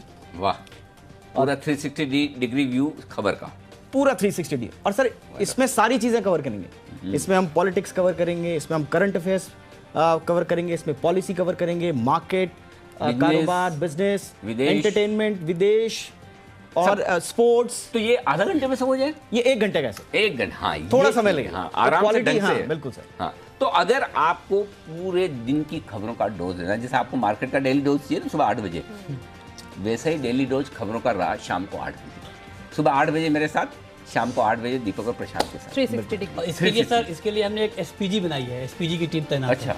एसपीजी मतलब स्पेशल प्रोड्यूसर ग्रुप। अच्छा। और वो तो सर कमाल है, मतलब उनका जो सोचने का लेवल है, हाँ। जब से ये टीम बनी है वो अलग ही लेवल पे जाके सोचते क्या हैं। बात है, वाह। छोटा ऐसा एग्जांपल मैं आपको देता हूँ कि हमने पूछा कि भाई अगर 8 बजे के अपने नए शो में इंडिया 360 डिग्री में गोल्ड की खबर लेंगे आप तो कैसे लेंगे? तो मैंने कहा आप बताइए, मैं कल आपसे बात करूंगा। कल जब मैंने उनसे पूछा तो मैं खुद भौचक्का रह गया कि गोल्ड में ये भी है क्या? मतलब इतने सारे एंगल और अलग अलग तरीके से उन्होंने बताया। मैंने कहा कमाल का है, मतलब बिल्कुल अलग लेवल पे जाके सोचने की जो ताकत है हमारी इस नई टीम में, वो मुझे लगता है कि उससे ये शो हमारा एकदम एक नया मुकाम। अच्छा सर, आपने वो सब लाइन देखी इसकी इंडिया न्यूज़ का 360 अपडेटेड वर्जन। हाँ, ये कैच लाइन है सर। बिल्कुल। लेकिन ये है ना, मृत्युंजय कुछ भी कहे, प्रशांत कुछ भी कहे, दीपक कुछ भी कहे, मैं कुछ भी कहूँ, उसका कोई मतलब है नहीं। आप जो कहे उसका मतलब है। तो सोमवार से प्लीज शाम वाला हमारा पूरा प्रोग्रामिंग देखिए। जो नए शोज हम जिस तरह से इंट्रोड्यूस कर रहे हैं, जिस तरह से आपके लिए खबरें रख रहे हैं, वो आप बताइए अपनी राय कि आपको क्या अच्छा लग रहा है, क्या अच्छा नहीं लग रहा है, और क्या आप और मिस कर रहे हैं, क्या देखना चाह रहे हैं। ये धक्का मुक्की डिबेट के अलावा हाँ, वो अगर आप और कुछ देखना चाहते हैं, समझना चाहते हैं, तो प्लीज़ बताइएगा। हम जरूर उस पर और प्रोग्रामिंग को शार्प और बेहतर करेंगे। लेकिन हाँ, मनी गुरु का क्या होगा? मनी गुरु का बताएंगे। मनी गुरु में सर कमाल की प्लानिंग की है हमारे जो प्रोड्यूसर है विकास जोशी ने। प्लानिंग ये कई बार क्या होता है कि जब आप शाम को कोई शो करते हैं, लोगों के पास टाइम कम होता है, वक्त कम होता है, तो अलग अलग वक्त पे अगर अलग अलग हम इन्वेस्टमेंट की प्लानिंग बताएं तो लोगों के लिए समझने में थोड़ी दिक्कत होती है। तो हमने ये प्लान किया कि अब शाम को 6:30 बजे इन्वेस्टमेंट की पूरी प्लानिंग हम बताएंगे। चाहे वो म्यूचुअल फंड हो, चाहे वो टैक्स से जुड़ा हुआ कोई मामला हो, या इन्वेस्टमेंट के किसी और तरीके से जुड़ा हुआ कोई मामला हो, सारे ऑप्शन मतलब निवेश के सारे ऑप्शन आपको एक साथ 6:30 बजे से 7 बजे के बीच में मिल जाएगा। फिर आप तय कर पाएंगे कि आपको कहां पर पैसा लगाना है, कहां पर आपको टैक्स बचाना है, कहां पर आपके लिए और विकल्प इन्वेस्टमेंट के मिल रहे हैं। तो ये एक नई प्लानिंग हुई है, 6:30 से 7 के बीच में पूरी प्लानिंग आपकी इन्वेस्टमेंट। बिल्कुल। तो अब आप ये 3 नए शोज हैं। शो तो कह सकते हैं एक नया है, 2 के समय बदले हैं, तेवर बदले हैं। तो पहले 5 बजे आपकी खबर आपका फायदा, 6 बजे तक इंतजार मत कीजिए। स्पेशली बंसल जी, आप ध्यान से सुन लीजिए। आप 6 बजे खोलोगे, सर आज तो आया ही नहीं आपकी खबर आपका फायदा, ये स्पेशल आपके लिए किया गया है। अब से आपकी खबर आपका फायदा आप 5 बजे देखेंगे, 6:30 बजे आप देखेंगे मनी गुरु, और 8 से 9 इंडिया 360। और मैं आप सब लोगों से सोमवार को पूछूंगा शो कैसा, सोमवार को देखने को, हाँ सोमवार शाम को नहीं, मंगलवार को पूछूंगा शो कैसा लगा। सोमवार से लागू कर रहे हैं ना? सोमवार से, सोमवार पहली तारीख 1 मार्च पास्ट। बहुत ही बढ़िया, फर्स्ट क्लास। तो ये है आपके लिए नए शोज का पूरा आयोजन। फाइनल क्लोजिंग आ चुकी है। 14,500, एक तो 15,000 की आदत ही पड़ी हुई कब जाएगी, और जब तक जाए तब तक वापस 15,000 ना आ जाए। 14,529 पर बंद हुए हैं हम। निफ्टी पर 568 अंकों के नुकसान के साथ, बैंक निफ्टी 34,803 पर 1745 अंकों के नुकसान के साथ, और 49,000 के बेहद करीब सेंसेक्स हुआ है बंद 1939 अंकों के नुकसान के साथ। आप सभी से विदा लेने का वक्त है।